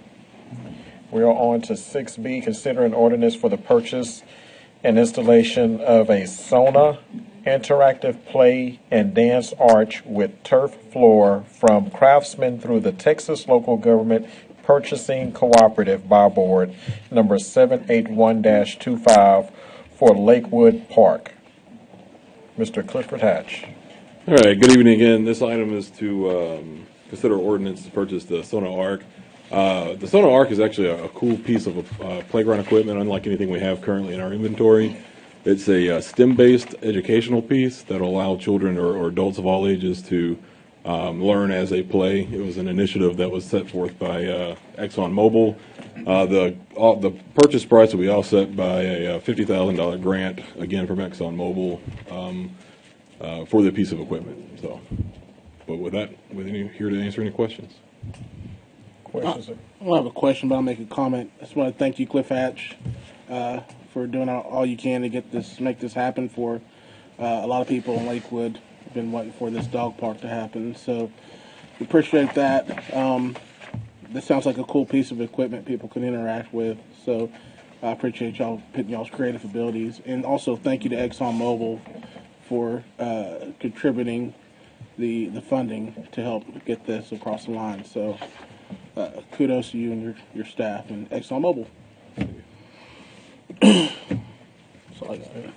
Anyone else? I got a comment, Mayor. I want to echo. I do appreciate the donation from ExxonMobil. Great community partner. However, I do have some concerns with this. I know they're $50,000. That leaves an extra roughly $20K. But that's not going to be the full price of building a new park.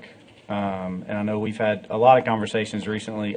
Going back to the bonds, there was a lot of talk of needs versus wants, and a lot of those talks centered around parks, right? And I know a lot of those, some of the council members up here had pretty strong opinions over, around parks being more of a want than a need. And so I'd like us to have more conversation about the total cost of a new park, and really I think it's more of a policy discuss, like a high level policy discussion that I'd really like to get more input on from the Parks Board.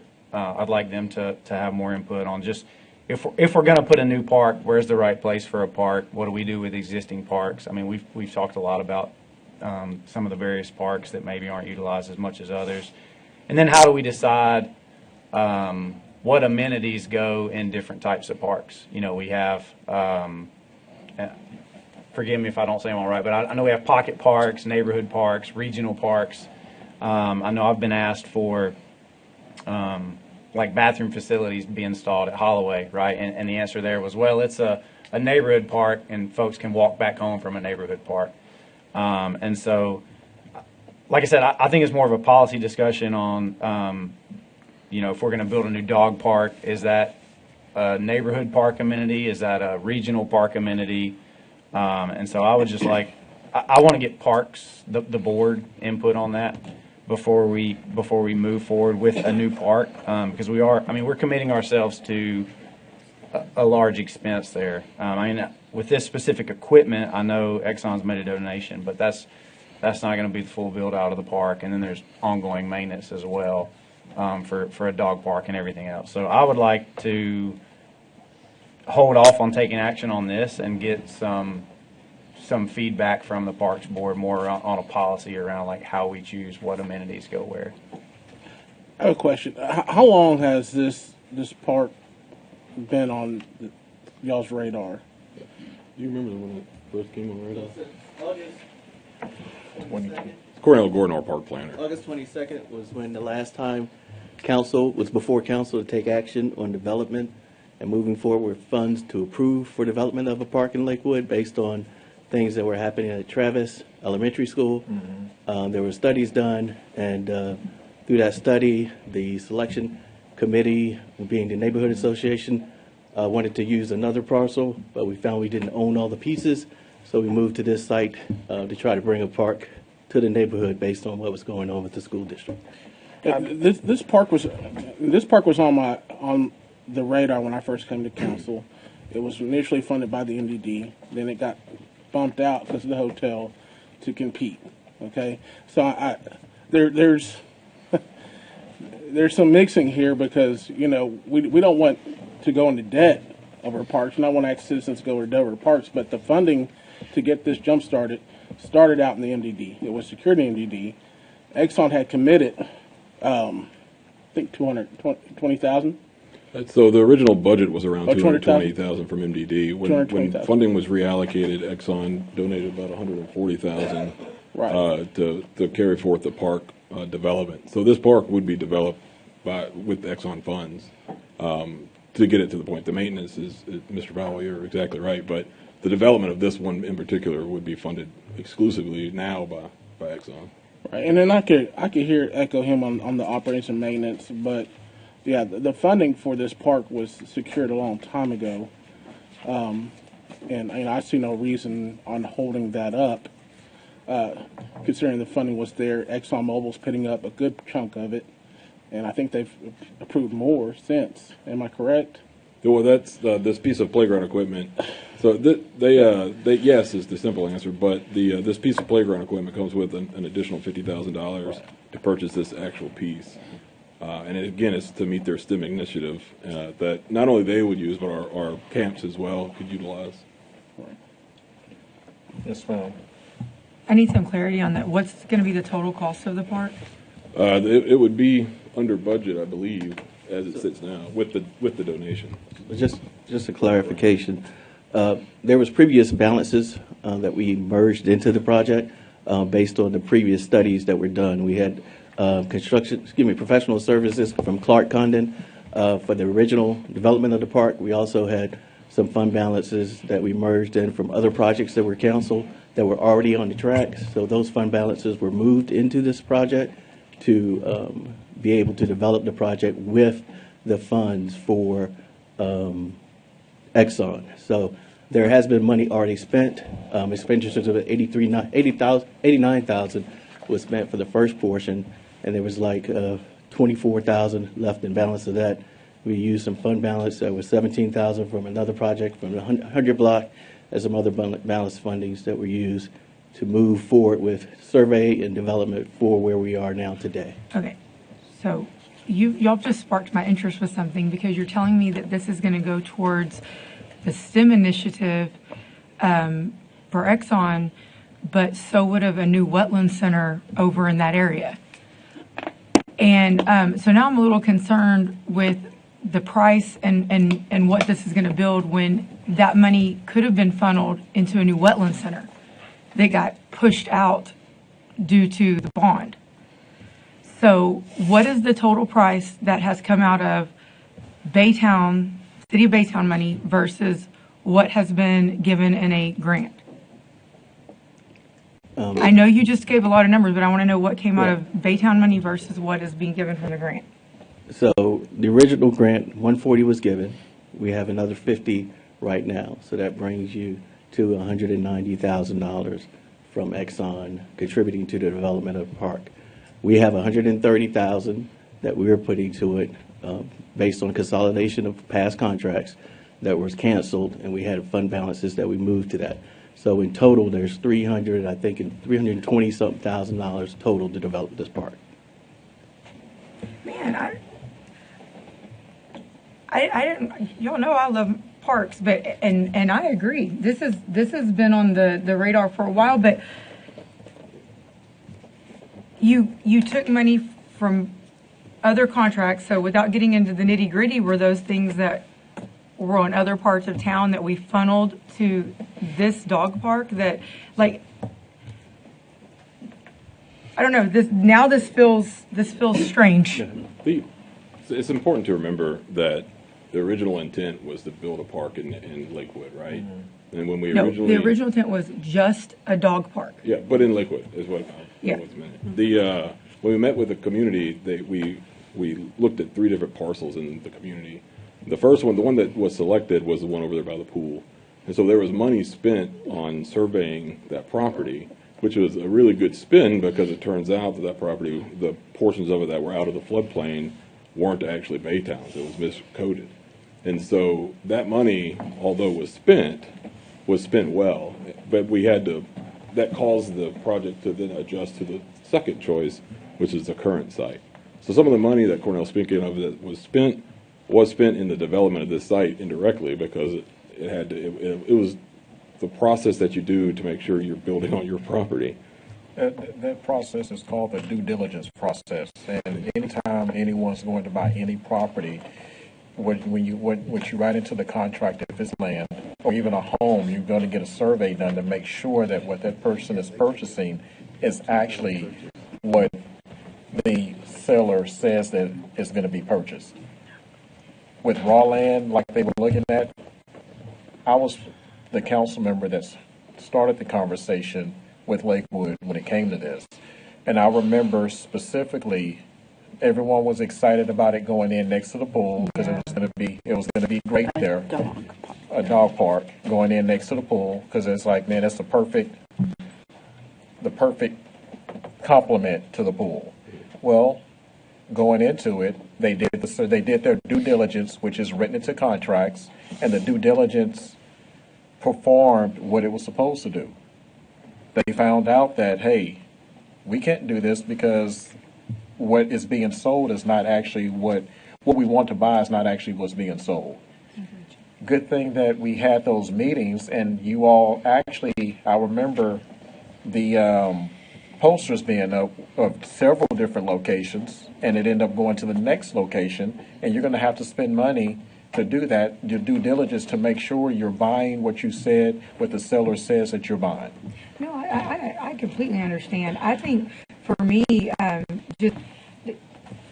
want to hear from everybody too, but I think for me, we went from a dog park in an area that after doing due diligence can't go there, but somehow that has ballooned into meeting the expectations of a STEM initiative that could have been put into another facility. And so where I'm going with this is, I do think when we start talking about our philosophies as a council, that we keep reiterating over and over and over again. And I mean, it changes here and there, but maybe this does need more discussion because somehow a project that yes, due to, the survey of the land had to be moved. But how did we go from it just being a dog park to now meeting a STEM initiative to being more expensive? I mean, how did we get there? I don't know how that happened. I'm going to say But that. I'm not on CIP anymore, so I don't know. I'm not going to say that it went to meeting a STEM initiative. They donated the money, and correct me if I'm wrong, and they asked that some of this be implemented into that. Am I correct? That's correct. Yeah. That's correct. So it's not that it ballooned out of that.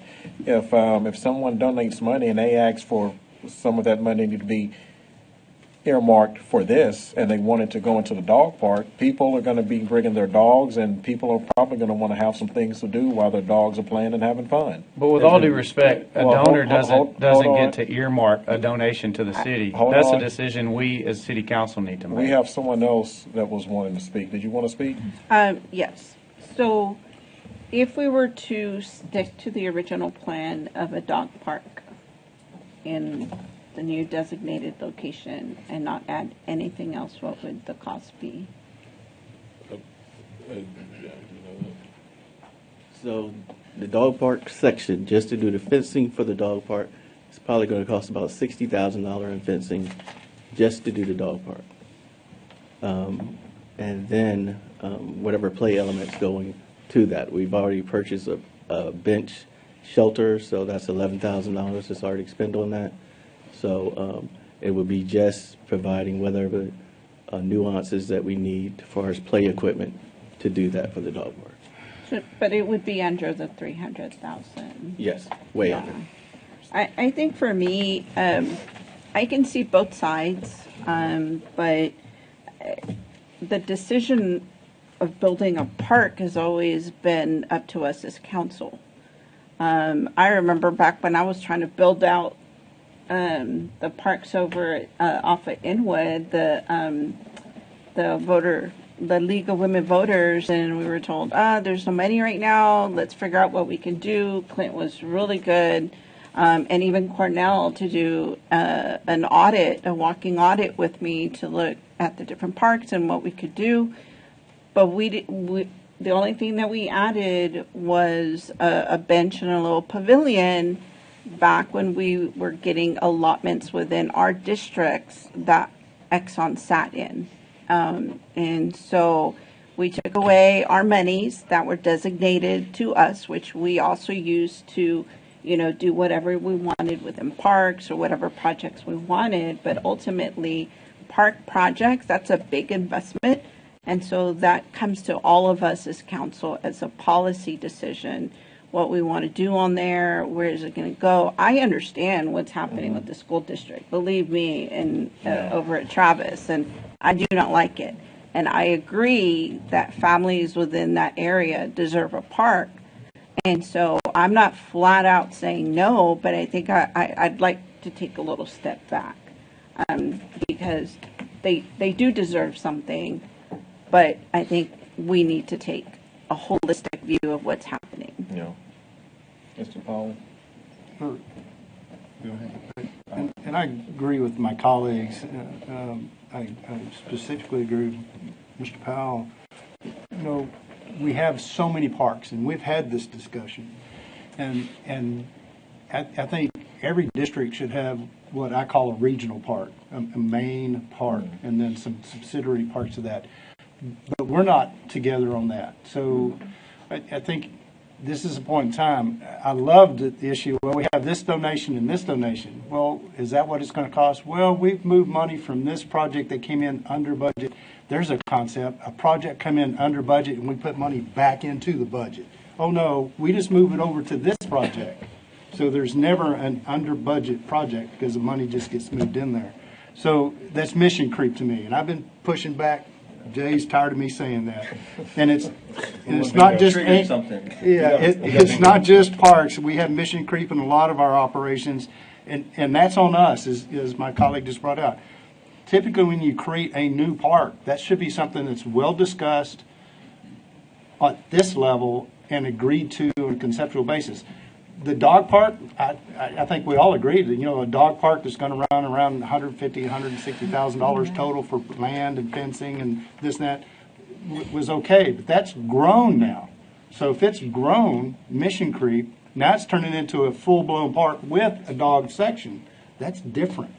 And we need to have that discussion. I think Lakewood deserves, because again, we lost, a community park, but it's also Lakewood is basically bumped up against our largest park, the Nature Center. I mean, so is there property there that could be developed or whatever? So I don't know. I think that's a discussion that we need to have here in more detail. Again, it's easy for Exxon, and Exxon is one of the best corporate partners I've ever seen and known or talked to. And you go travel anywhere else and people can't believe how good of a community partner they are. But it's easy to buy a piece of equipment, and then the maintenance and the continued, we hear a lot from parks, well, I need more staff and more mowers because we have so much property we can't mow. Or I need more money in the contracts because we have more parks to mow. So it just continues to grow. So I agree. I think this deserves more discussion and more detail, because it started off with, well, we have a $50,000 grant. It's going to cost $30,000. So we've got $20,000 left over.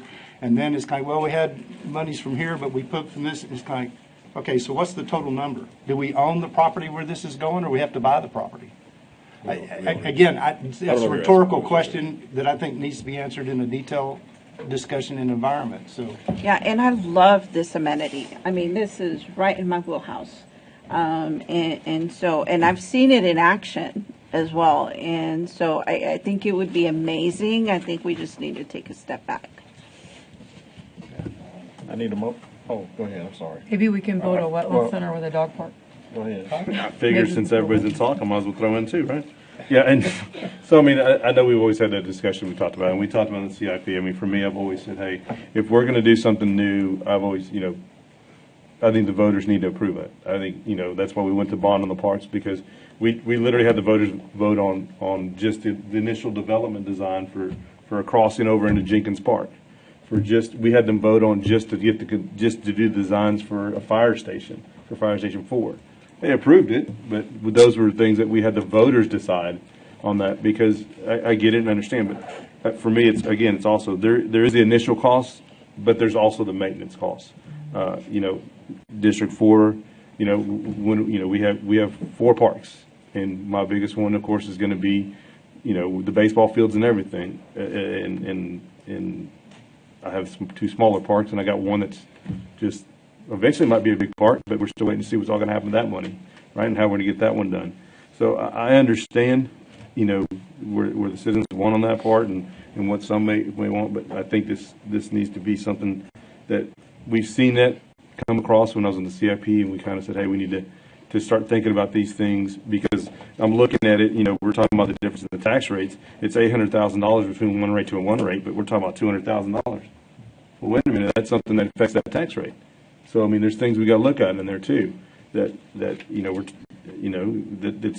where's the most important part of this? And I agree, it's great that we get, hey, we donated you this land, or we donated you this money to build this. Okay, but that's not the entire cost, and that's not going to be the entire cost of maintaining that thing for the next eternity, or 20 years, 30 years that we own that piece of property, or we're developing it. So the initial investment's great, and it's a great idea, but I think those investments that when someone wants to invest in the city and donate stuff to the city, I think it needs to go to y'all, and y'all decide which park really does need it.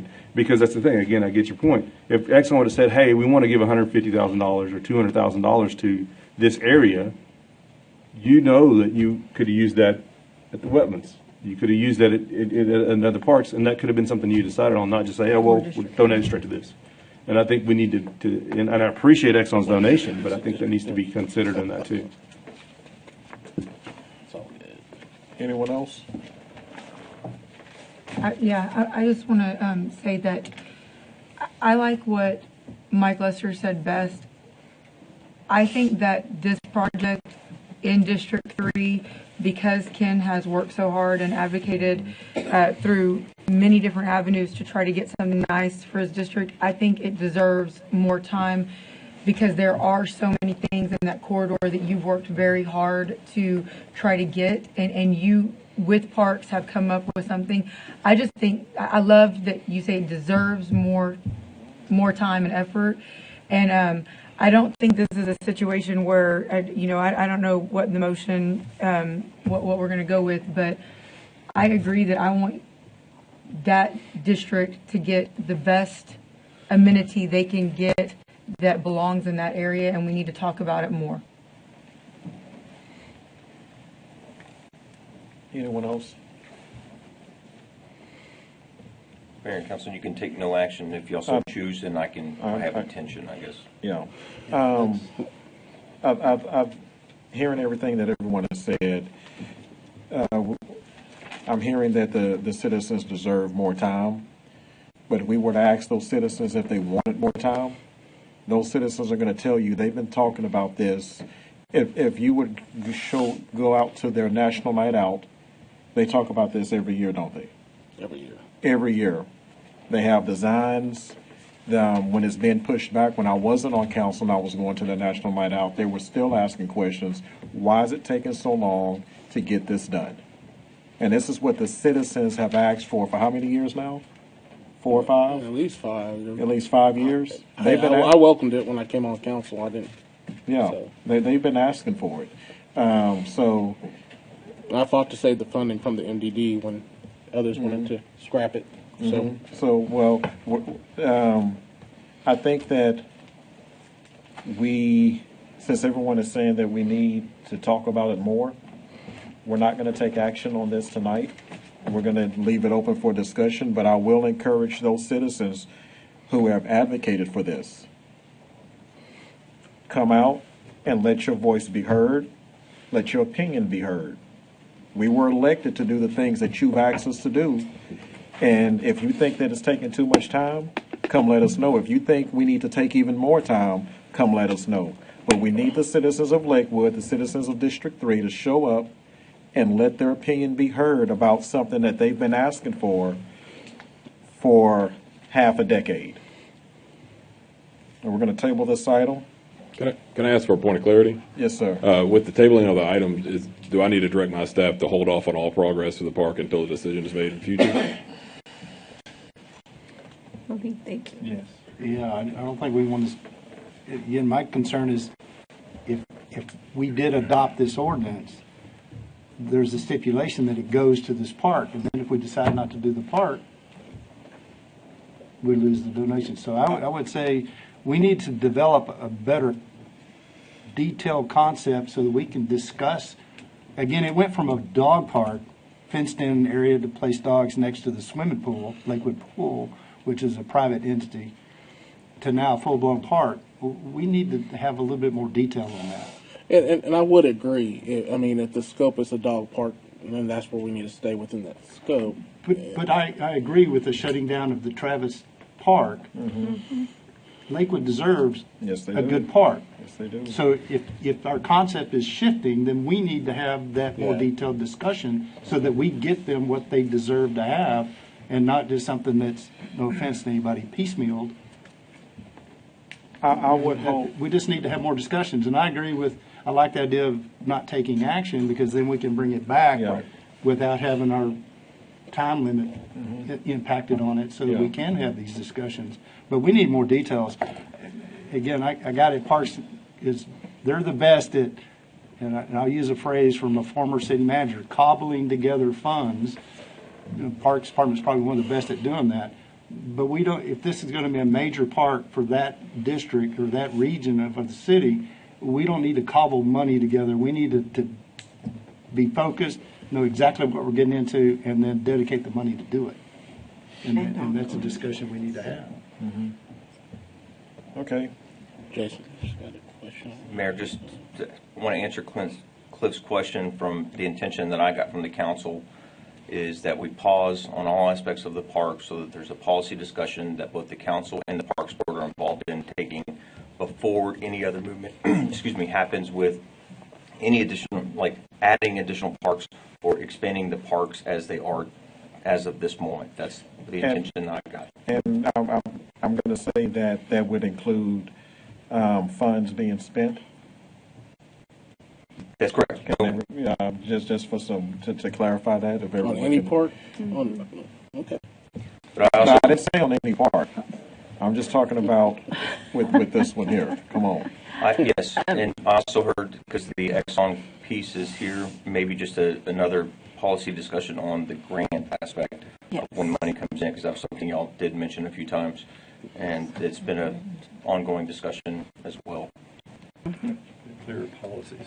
Okay. I would hope that we don't come back and decide not to do a park after they waited 5 years, and we've spent time, effort, and we got to think about that. We've spent time, staff time, after hours, having discussions with the people of Lakewood and that area about this. We also need to really consider the time and effort that's been put into this over the last 5 years. And not to mention the grant money that was held on to in good faith by Exxon. Exactly. And that's what the discussion is for. So we reserve and take that time to discuss it fully.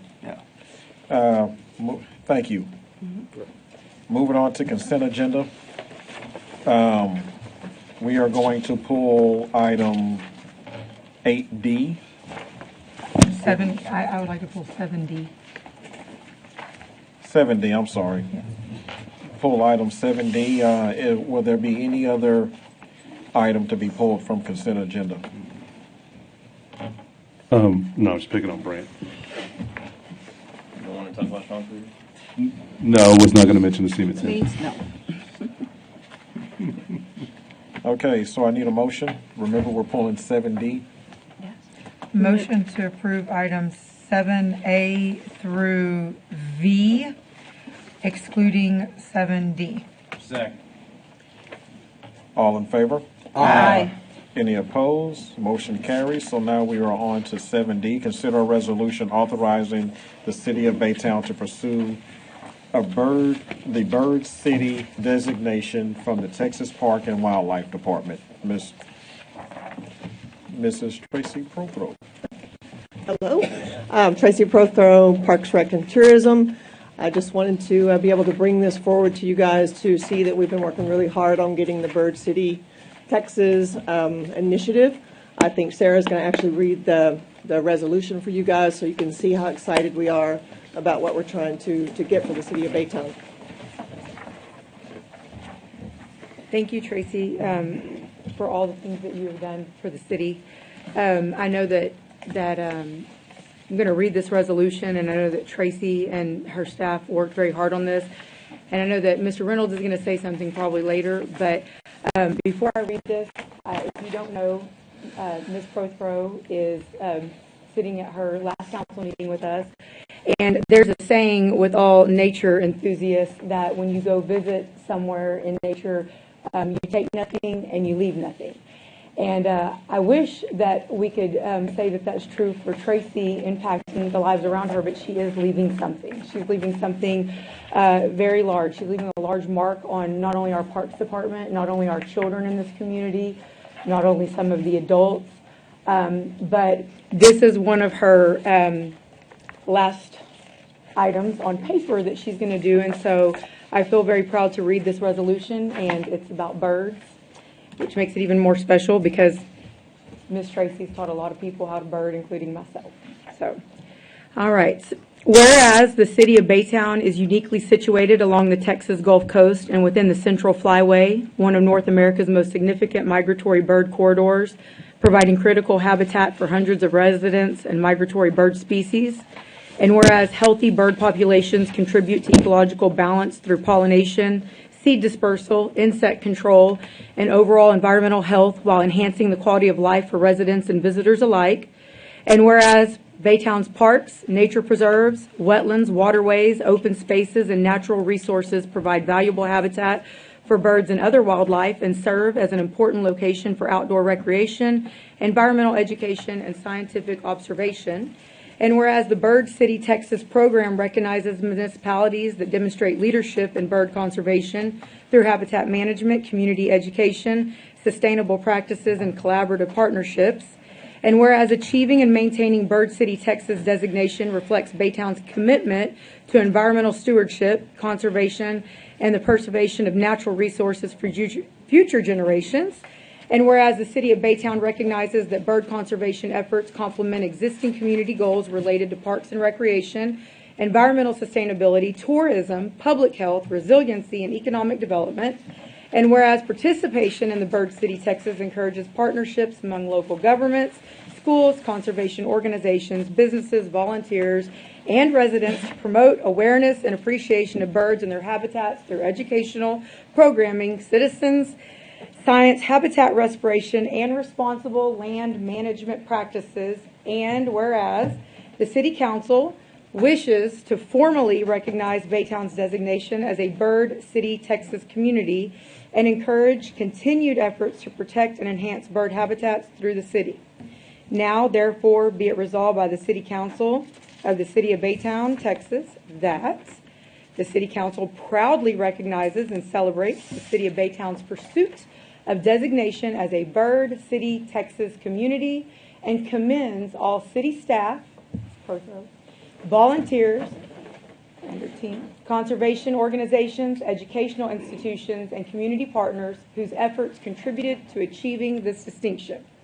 The City Council affirms its commitment to supporting policies, programs, and initiatives that promote protection and enhancement of native bird habitats, responsible stewardship of parks, natural areas, wetlands, and open spaces, native landscaping and sustainable land management practices where appropriate, public education and community engagement regarding birds, wildlife, and conservation, partnerships that advance conservation, environmental education, and citizen science, and continued pursuit of the Bird City, Texas standards and recognitions. A couple more points and we're done. The City Council encourages residents, businesses, schools, community organizations, and visitors to please participate in conservation efforts by creating bird-friendly landscapes, reducing threats to birds, supporting habitat restoration projects, and engaging in educational and volunteer opportunities through community. And the city manager and the city staff are encouraged to continue collaborating with local, regional, and state conservation partners to support Bird City, Texas initiatives consistent with available resources and adopted city priorities. This resolution shall become effective immediately upon its adoption. Thank you so much for putting that together for our community and stamping one last footprint where you've walked many times. Thank you. Thank you, and thanks for reading that. I know Yes. it's long. Yeah, I needed a drink of water, and thank you to all of the Yeah, Wetlands I'd Center like and the to, Baytown Nature Center staff and Parks and Rec. Recognize the rest of the team that worked on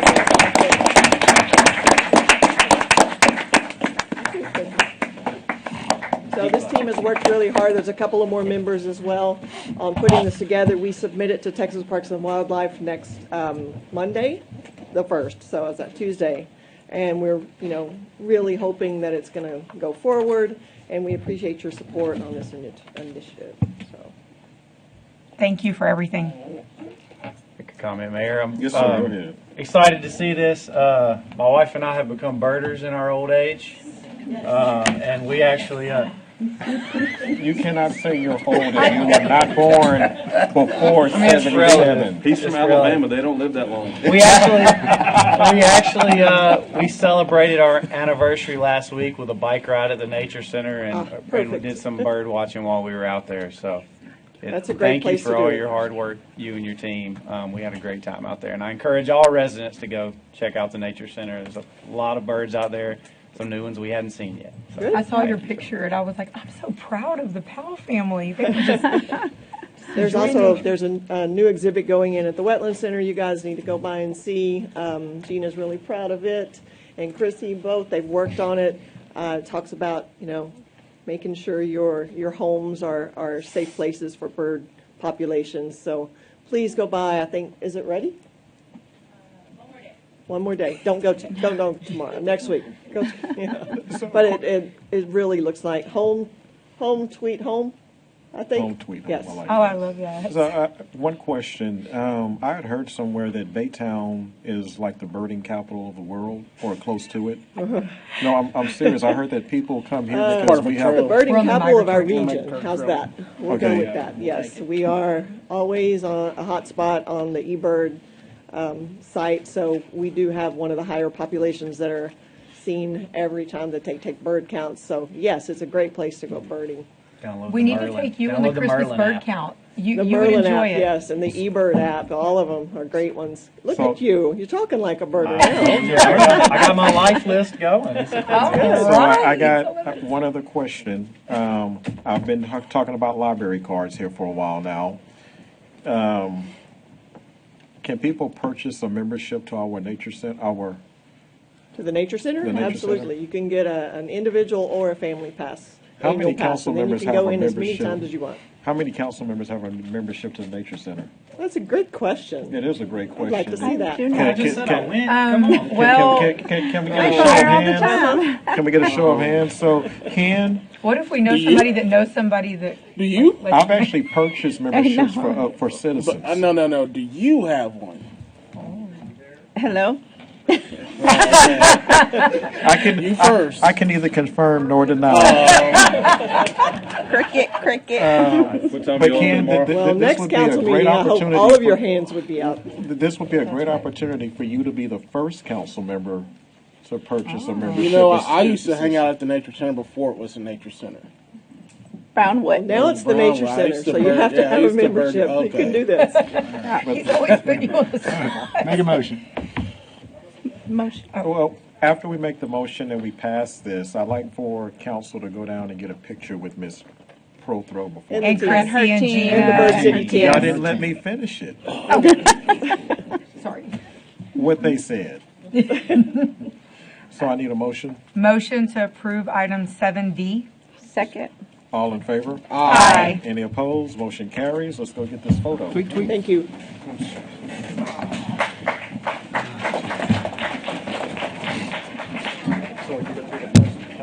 I'm gonna go get.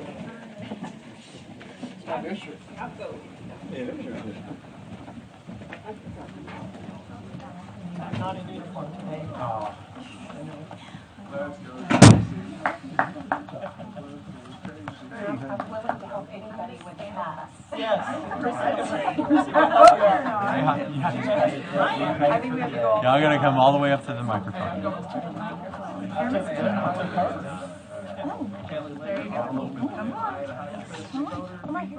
I'll take pictures with Amy's phone first, because she'll hurt me if I do. Yeah, kind of like. All right, here we go. 1, 2, 3, 4. I know the ETJ forever. Okay. Have an office. Home sweet home. Home sweet home. This out there. And we'll. Tracy, we should have said, who cooks for Name that bird. Yes. Who knows? Who.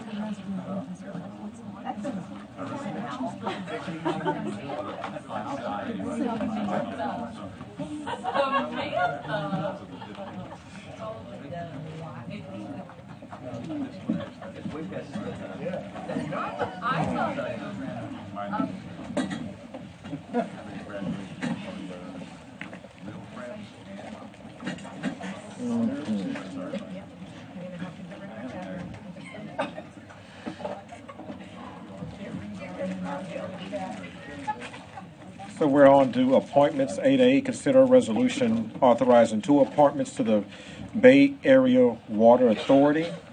We have 2 at-large positions that are both seeking reappointment.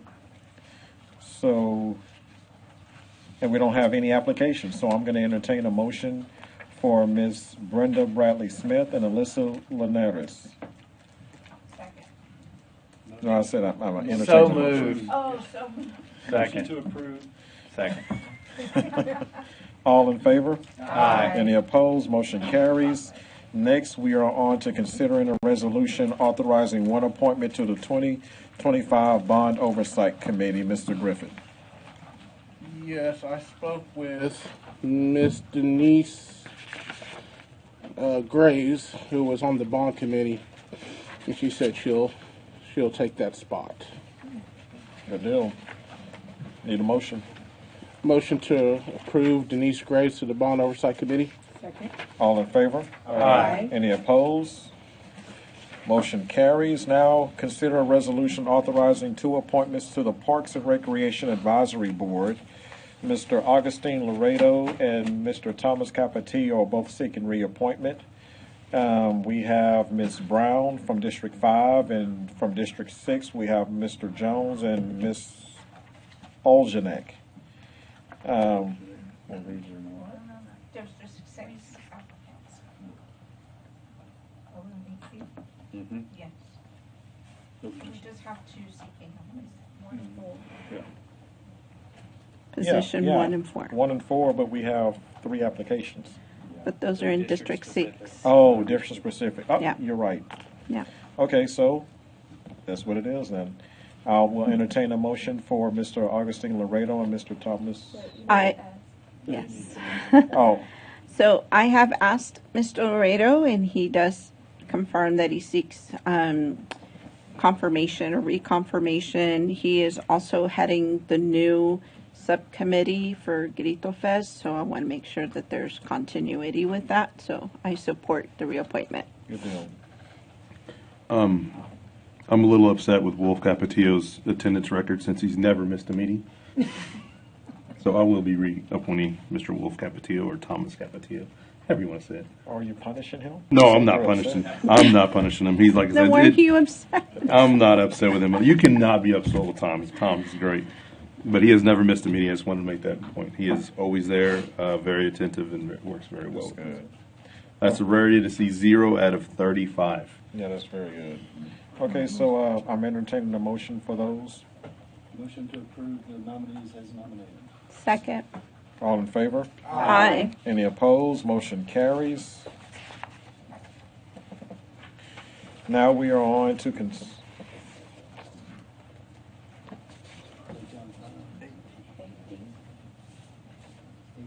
oh, AD, yeah.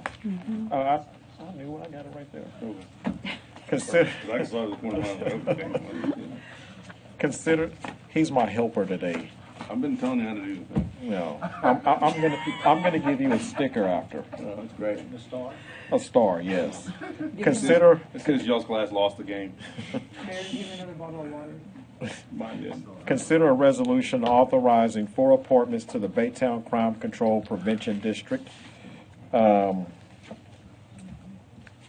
turn the page here. Okay. We have Ms. Loretta White seeking appointment. We have Mr. Miro, who's moving next year, so he's not seeking appointment. We have Mr. David Start, who's seeking appointment, and then we have District 6 at large that's vacant. Now, before we do that, I have someone signed up to speak. And that's what my helper here was trying to remind me of. Mr. Sam Brown.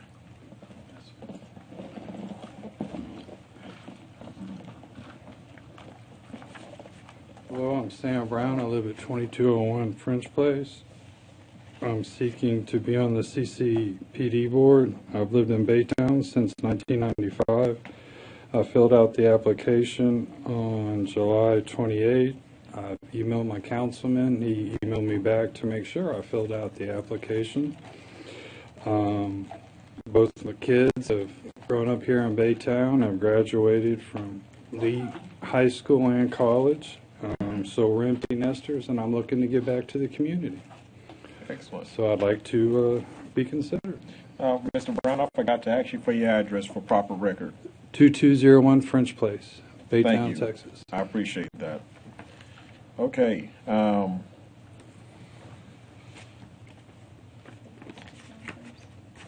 District 1 first? Yeah. I'm sorry, I was waiting for instructions. Can I sit down, or you have any questions? You can have a seat. Thank you. That's 2 stars.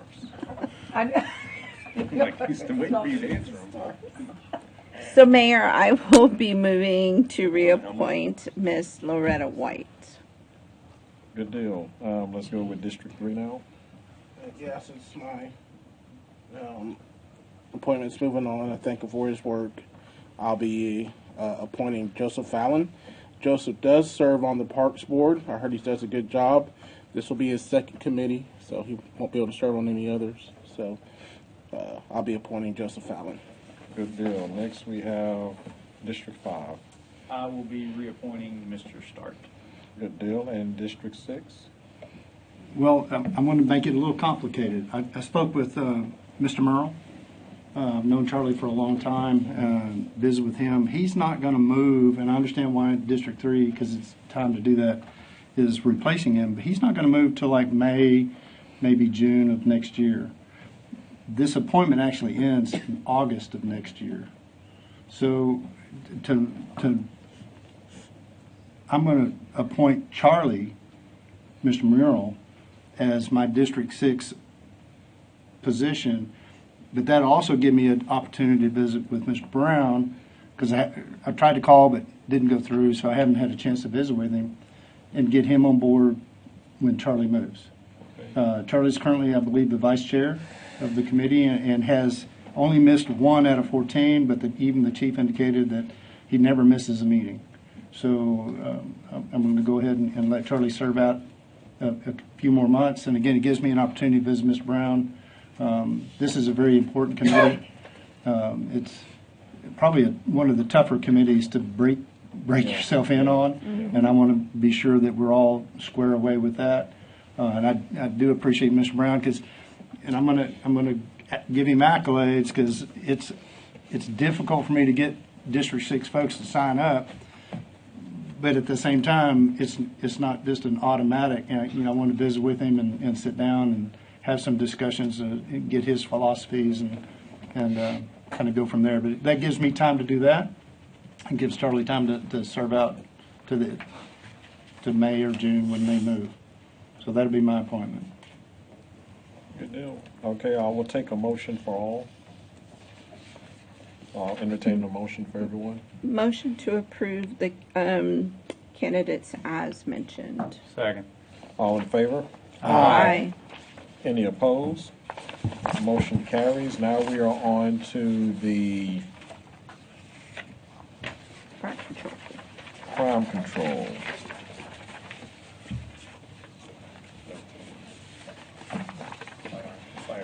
Fire control, yes, fire control. So we have Mr. Jamari Gilbert seeking reappointment for District 2.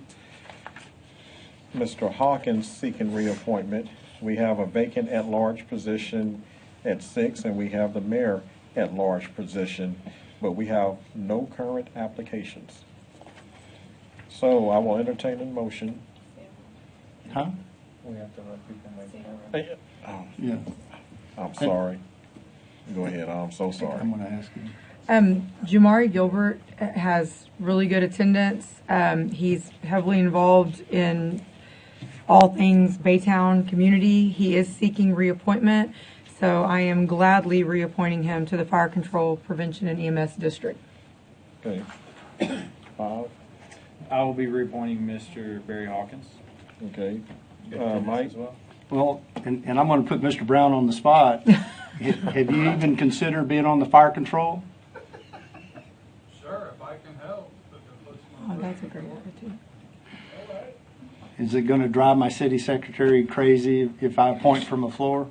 All right, then I'll make a motion to move Mr. Brown to the fire control and EMS district. Good deal. So I will entertain a motion for those nominations. Motion to. You got one. You have one, Mayor. We District don't have 5. any. We don't have any applications. No, he He already yeah. said. Okay. Motion to approve Jamari for D2, Mr. Hawkins for D5, Mr. Brown for D6. Yeah, Second. Okay. all in favor? Aye. Any opposed? Motion carries. Mayor, if I could, this also is a full-term appointment for Mr. Brown, so that's kind of what I wanted That'll work. to get that in. Mm-hmm. Good job. Okay. Now we're on to 8F, consider a resolution authorizing 4 appointments to the Tax Increment Reinvestment Zone Number 1 in Baytown Redevelopment Authority. We have Mr. Rick Davis for 1 seeking reappointment, Karen Araby for 3 seeking reappointment, Kyle Carrier, District 5 seeking reappointment, and we have Gina Guillory seeking reappointment, but you're waiting on a response from Harris County. So I think we're going to wait on the Gina Guillory, and we'll start with District 1. I have no other applications at this time, and I know Rick thrives in this, so I will be allowing him to seek reappointment.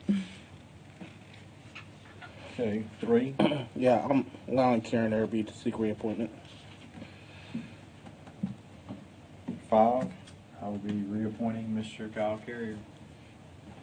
Okay, and I guess we're going to wait to hear back from Harris, a response from Harris County for Gina Guillory. So I'll entertain a motion for those nominated. Move to approve. Second. All in favor? Aye. Any opposed? Motion carries. Mr. Jason Reynolds. All right, Mayor, Council, I'd like to begin by recognizing several team members from Public Works for the following accomplishments. Amy White with Capital Projects recently earned her project management professional credential from the Project Management Institute.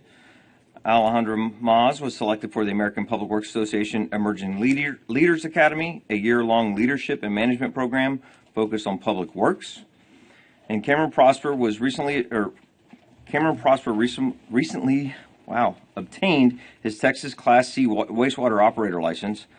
Our wastewater operations team recently launched a monthly newsletter called Wastewater Lab to strengthen communication and collaboration across the division. Latia, Giovanna, and Hannah were the team behind the scenes who brought this together, which is pretty fantastic, and man, it's a lot of work.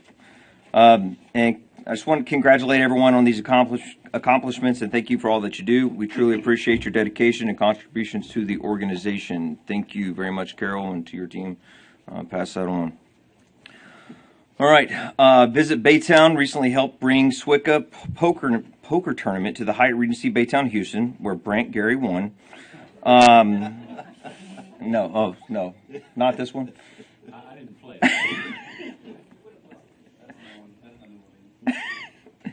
We had 75 attendees and an additional meeting room and food and beverage revenue. So the meeting planner shared very positive feedback about the property and the Hyatt team. She specifically noted that everyone was wonderful and that she was very pleased with how the event came together. So great job to the team for helping create a positive experience for our visitors. I will tell you that the tourism team, along with the communications team, have been doing a heck of a job really pushing Baytown out and really driving more to our community.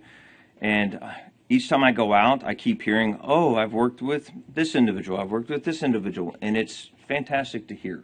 And I really appreciate the effort that's being done, and it's good to just positive vibes. I know y'all are aware we get a lot of negatives, but it's great to hear some of the positives when you go out and just recognizing the work that our teams do. And so just thank you. And that goes for everybody. That's just for this. We haven't talked about tourism in a while. And lastly, I'd like to wish two of our amazing team members a very happy retirement. Tracy, you've been with us for 22 years, and you've taken our environmental education programs to new heights, and you've trained and encouraged staff that will carry the mission forward. And I'm at a loss for words. I have not had the pleasure of working with you in depth. I have been at many events that you've been around, and just as I said with the tourism team, like when I go to the events, and Mr. Gray, my goodness, Mr. Gray before, I could not have a conversation with that man without your name popping up, and asked me if I spoke to you, and I said, yes, I've already spoken to her about this. And but that went around the community, and I am grateful, and I'm saying we for all of us. I think you have a very big impact on so many people in this community that you probably do not know, and just grateful for what you've done. And I hope you've had a great time here, and your next step is so fitting for you, and I really, really, really hope you thrive in it, and just know that you've built a great team and the city's in good hands. Okay? Thank you, and happy retirement.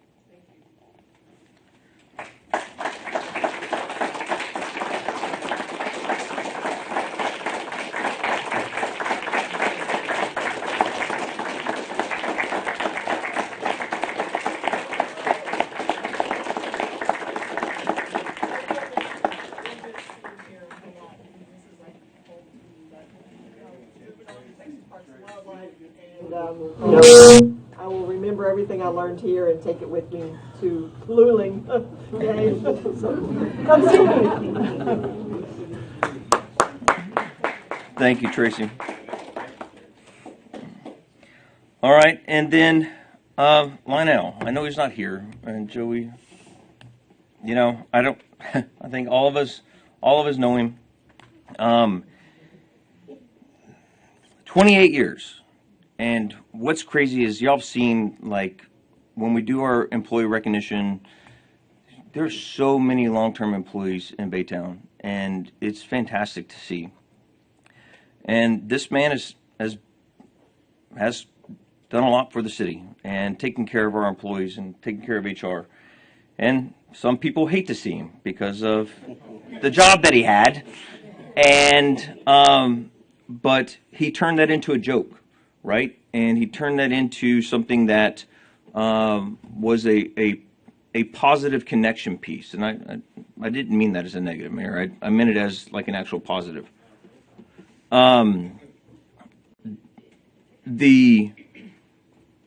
He brings a smile, Joey, everywhere, and I hope you pass it on. And that impact that he's had over in your corner, through City Hall, throughout the organization, it will last. And even when he's gone through some life things, he wanted to come right back. And that's crazy, and just showing how dedicated he is to the rest of the team here. And we will miss him. And I hope he enjoys his next step in life. And just please pass it on to him. And we greatly appreciate him, and we will appreciate him, and we will miss him very much. And thank you for the team that you have over there as well.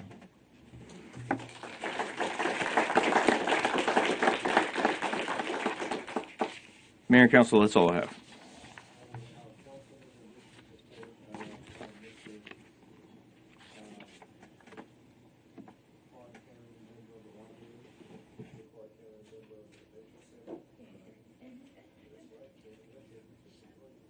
Thank you, Mr. Mayor, for such an illustrious, I guess, introduction.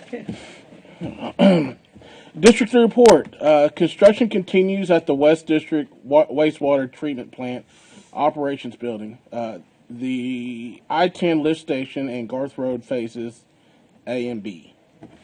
Design continues for improvements at the John Martin Road and Thompson Road intersections at I-10. The project team is coordinating with TxDOT as the plans advance towards the 90% design milestone. Out at the Baytown Nature Center, new native plant interpretive signage has been installed in the butterfly garden. The signage identifies native plants and explains their importance to pollinators, birds, and other wildlife by providing food, nectar, shelter, and habitat. A new spotting scope and interpretive signage have also been installed at San Jacinto Point. The spotted scope enhances opportunities to observe local and migratory birds and wildlife, while the signage highlights an area bird species and nature center's importance as bird habitat, supporting environmental education, conservation, and nature-based tourism. Baytown Nature Center successfully completed its Wade into the Wetlands summer science camp programs, giving local youth hands-on opportunities to explore nature, wildlife, and coastal habitats. Through interactive outdoor activities, campers develop greater environmental awareness and appreciation for the unique ecosystems and natural resources of the Nature Center. District 3 continues to see new business development with the following locations in progress. Piedmont Apartments remodel. Work includes replacing the roof, water heater, HVAC system, and foundation, as well as remodeling the 14 ADA units. For those of you who don't know, ADA is American Disability Act, so for those who are disabled. El Matador Foods construction of a commercial bakery and a kitchen is happening. Former Red Lobster building undergoing a remodel to make way for the new Vida Mariscos. Vida Mariscos restaurant. There are currently 23 active permits for the San Jacinto Marketplace. Work is ongoing on various multi-tenant outlet buildings. Sam's Club has an active permit for their bakery, club cafe, pharmacy, optical department, fuel station, and canopy. These projects are nearly 50% complete. Barnes & Noble, Home Goods, Havarti's Furniture, Burlington, Ross, and 2 Shell buildings are more than 50% complete. EOS Fitness and Dick's Sporting Goods are approaching 75% completion. Site work is underway for Plucker's Wings and Restaurant and Bar. Bubba's 33 is approximately 25% complete. We see there, everybody can see what's going on there. It's coming along good. So, thank you to staff for putting together the video so people can see what I'm talking about and see that it is coming along. And pretty soon we'll have a shopping center we could all enjoy. Yes, I also want to advocate for local hiring for these facilities. We got a lot of talent in our city, and thank you, Ms. Alvarado. It's really important to put those people to work. Finally, this is not on my report, but it bears saying this week is Lee Sterling Week. I am wearing my maroon tie to celebrate the coolest bird God ever created. It's the gander. That's right. The male goose, for those who don't know. Lee plays Sterling tomorrow. And though I have a lot of Sterling constituents, I did pick Lee to pick on the Baytown Sun Pick'em. All right. Because that's what I do. That's what ganders do. You pick wrong. Yeah, you know, everybody wants to be a Texas Ranger and a Ranger. Nobody really looks for a gander. They want a Jason Ranger. Reynolds talked about being positive, and we're not going to have any of that Sterling negativity. So it's ganders all the way for me tomorrow, and go Ganders. Sorry to hear that. Lee is for the birds. That ends my report. Yes, ma'am. Are the best. I just wanted to have a quick comment. I know Jason must have stepped out, but you know, we had a video going out about the legislative meetings that we had with some of our state reps. And so we did invite all of our state reps. As many may not know, we have 6 different legislators in Baytown, so scheduling for all of them is not always the greatest. But we did have an opportunity to meet with 2 more this past week. And we did meet with Rep. Terry Leo Wilson, as well as our new Rep. Brett Lejean. And so I think those were great conversations, and I just want to thank our Public Affairs Department and Jason and the team for putting that together and ensuring that Baytown is at the helm as our legislators start going back into session in January. They're actually going back, I think, October, November or something, and then getting ready for the January season. So I just want to make sure that was noted. I don't think the videos are out yet, or whether there's going to be videos for the 2 reps, which is why I wanted to make sure that they were recognized for coming to Baytown and sitting down with us to discuss our priorities. So that's all I wanted to say. Okay, well, I have a little bit more to say because it's September, and this is the moment everyone tunes in to watch our meetings, and it's to find out what's going on at the best library in the nation. So here we go, September 2026. I'm going to read up until our next council meeting and leave you all with some suspense. Monday, the 31st, 10:30 a.m. baby time. September 1st, 10:30 a.m. pre-K story time, 6 p.m. evening story time, and 6 p.m. crochet club for all of us old people. Speak for yourself. Wednesday, September 2nd, 10:30 and 11:30 a.m. bilingual story time. Thursday, September 3rd, 10:30 and 11:30 a.m. toddler time, 5:30 p.m. crafternoon mug and glass charms. Library is closed on Labor Day, so do not show up on Labor Day. September 8th, 10:30 a.m. pre-K story time, 6 p.m. teen game night, Super Smash Brothers. Did you ever play Super Smash Brothers? You don't remember that? Heard of it. Wow. I was birding. Wednesday, September 9th, 10:30 a.m., 11:30 a.m. bilingual story time, 5 p.m. tech night, 3D printing, VR, and robotics. Thursday, September 10th, 10:30 a.m. and 11:30 a.m. toddler time.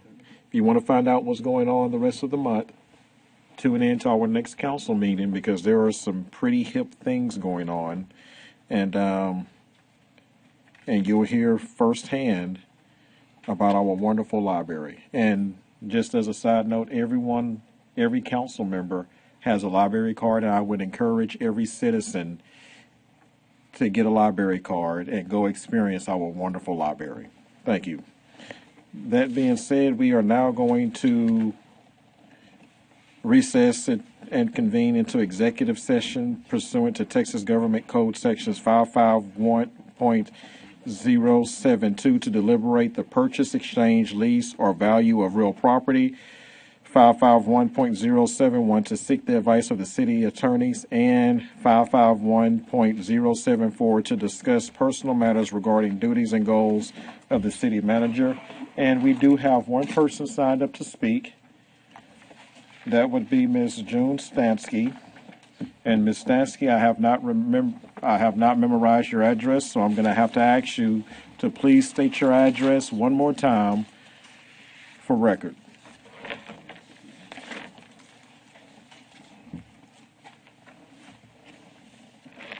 I think I'm just going to move in here. 4601 Driftwood Drive, Baytown, Texas, 77521. This is on number 11C, personnel matters regarding duties of the city manager. As always, I've got comments. Let me start with early voting that didn't get to happen at the community center because our city manager doesn't keep track of when elections are. You know, the early voting and regular voting, pretty much the same time of year. And that should be something he should keep track of because everybody who early voted, they had to go to the Baytown Library. It was very crowded. It wasn't good. That should be a duty the city manager watches for, is to make sure we are using the community center for early and regular voting. I still don't like that the city voted not to spend $47,000 on the golf course, and he spent $47,000 on the golf course, obviously violating what the city council wanted. I didn't like what he did to Kim Kostick and sending out emails that were intimidating, inappropriate, and I think that was an abuse of power. I still don't like that he doesn't vote in Baytown. He doesn't have residents in Baytown where he's supposed to be governing, and he's not registered to vote here in Baytown. I have a basic problem with him being the city manager. We heard again today that the Lakewood Park didn't get approved again due to his misquoting of the hotel's insurance, which should have been $1.8 million. So a lot of the things the Parks Department did a few years ago and had arranged to do with the park at Lakewood didn't happen because of another Reynolds error. So I don't approve of the city manager. Thank you. No one is desiring to speak. We're going to go ahead and head into executive session.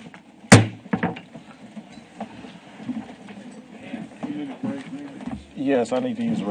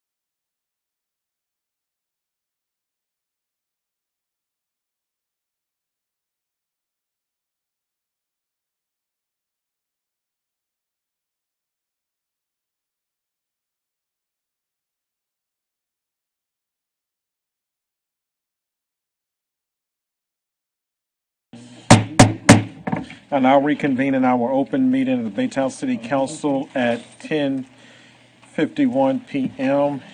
and announce that in accordance with Section 551.102 of the Texas Government Code, no action was taken in executive session. Having exhausted everything on this agenda, I now adjourn this meeting at 10:51 p.m.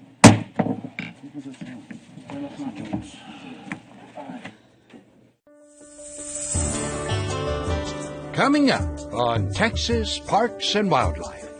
America has had a really long history of fine arts and environmental conservation. This boardwalk overlooks freshwater wetlands. It's a cattail marsh. There's hundreds of species here. We always want to know where the end of our firearm or the muzzle is pointed at all times. This is basic safety.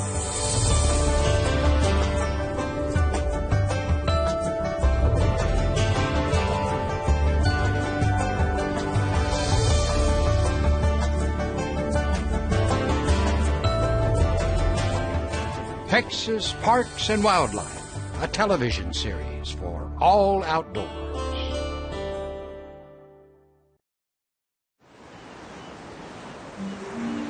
Is a way for us to get people inspired about the outdoors and really to take that inspiration that they have about nature and channel it into some art form.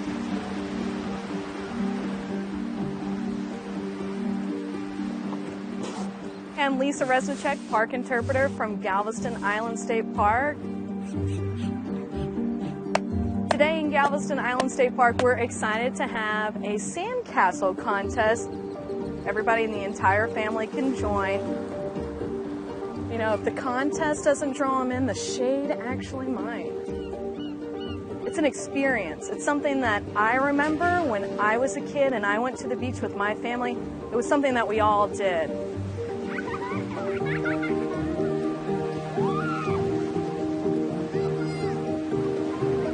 Are you guys building sandcastles? Did you know that we're going to have a contest? I'd love to get you guys involved. It's a way for us to introduce the concept of arts in the parks and three-dimensional art or sculpture. Do you sandcastle at all? You got some good skills? It looks like you guys are already working pretty hard on some sandcastles. I would love for you to join. I also do camera phone hikes, watercoloring programs, drawing and journaling programs. All right, I'll see you soon. Just a little bit of what the Texas State Parks can offer in our Arts in the Parks programs.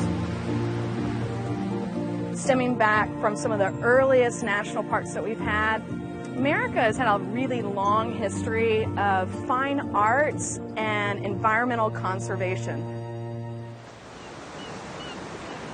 More than once, I've heard adults, kids, and families in general come up to me and say, I had no idea that I could do this outside, and now it's just another thing that gets me back outside, gets me back into the Texas State Parks.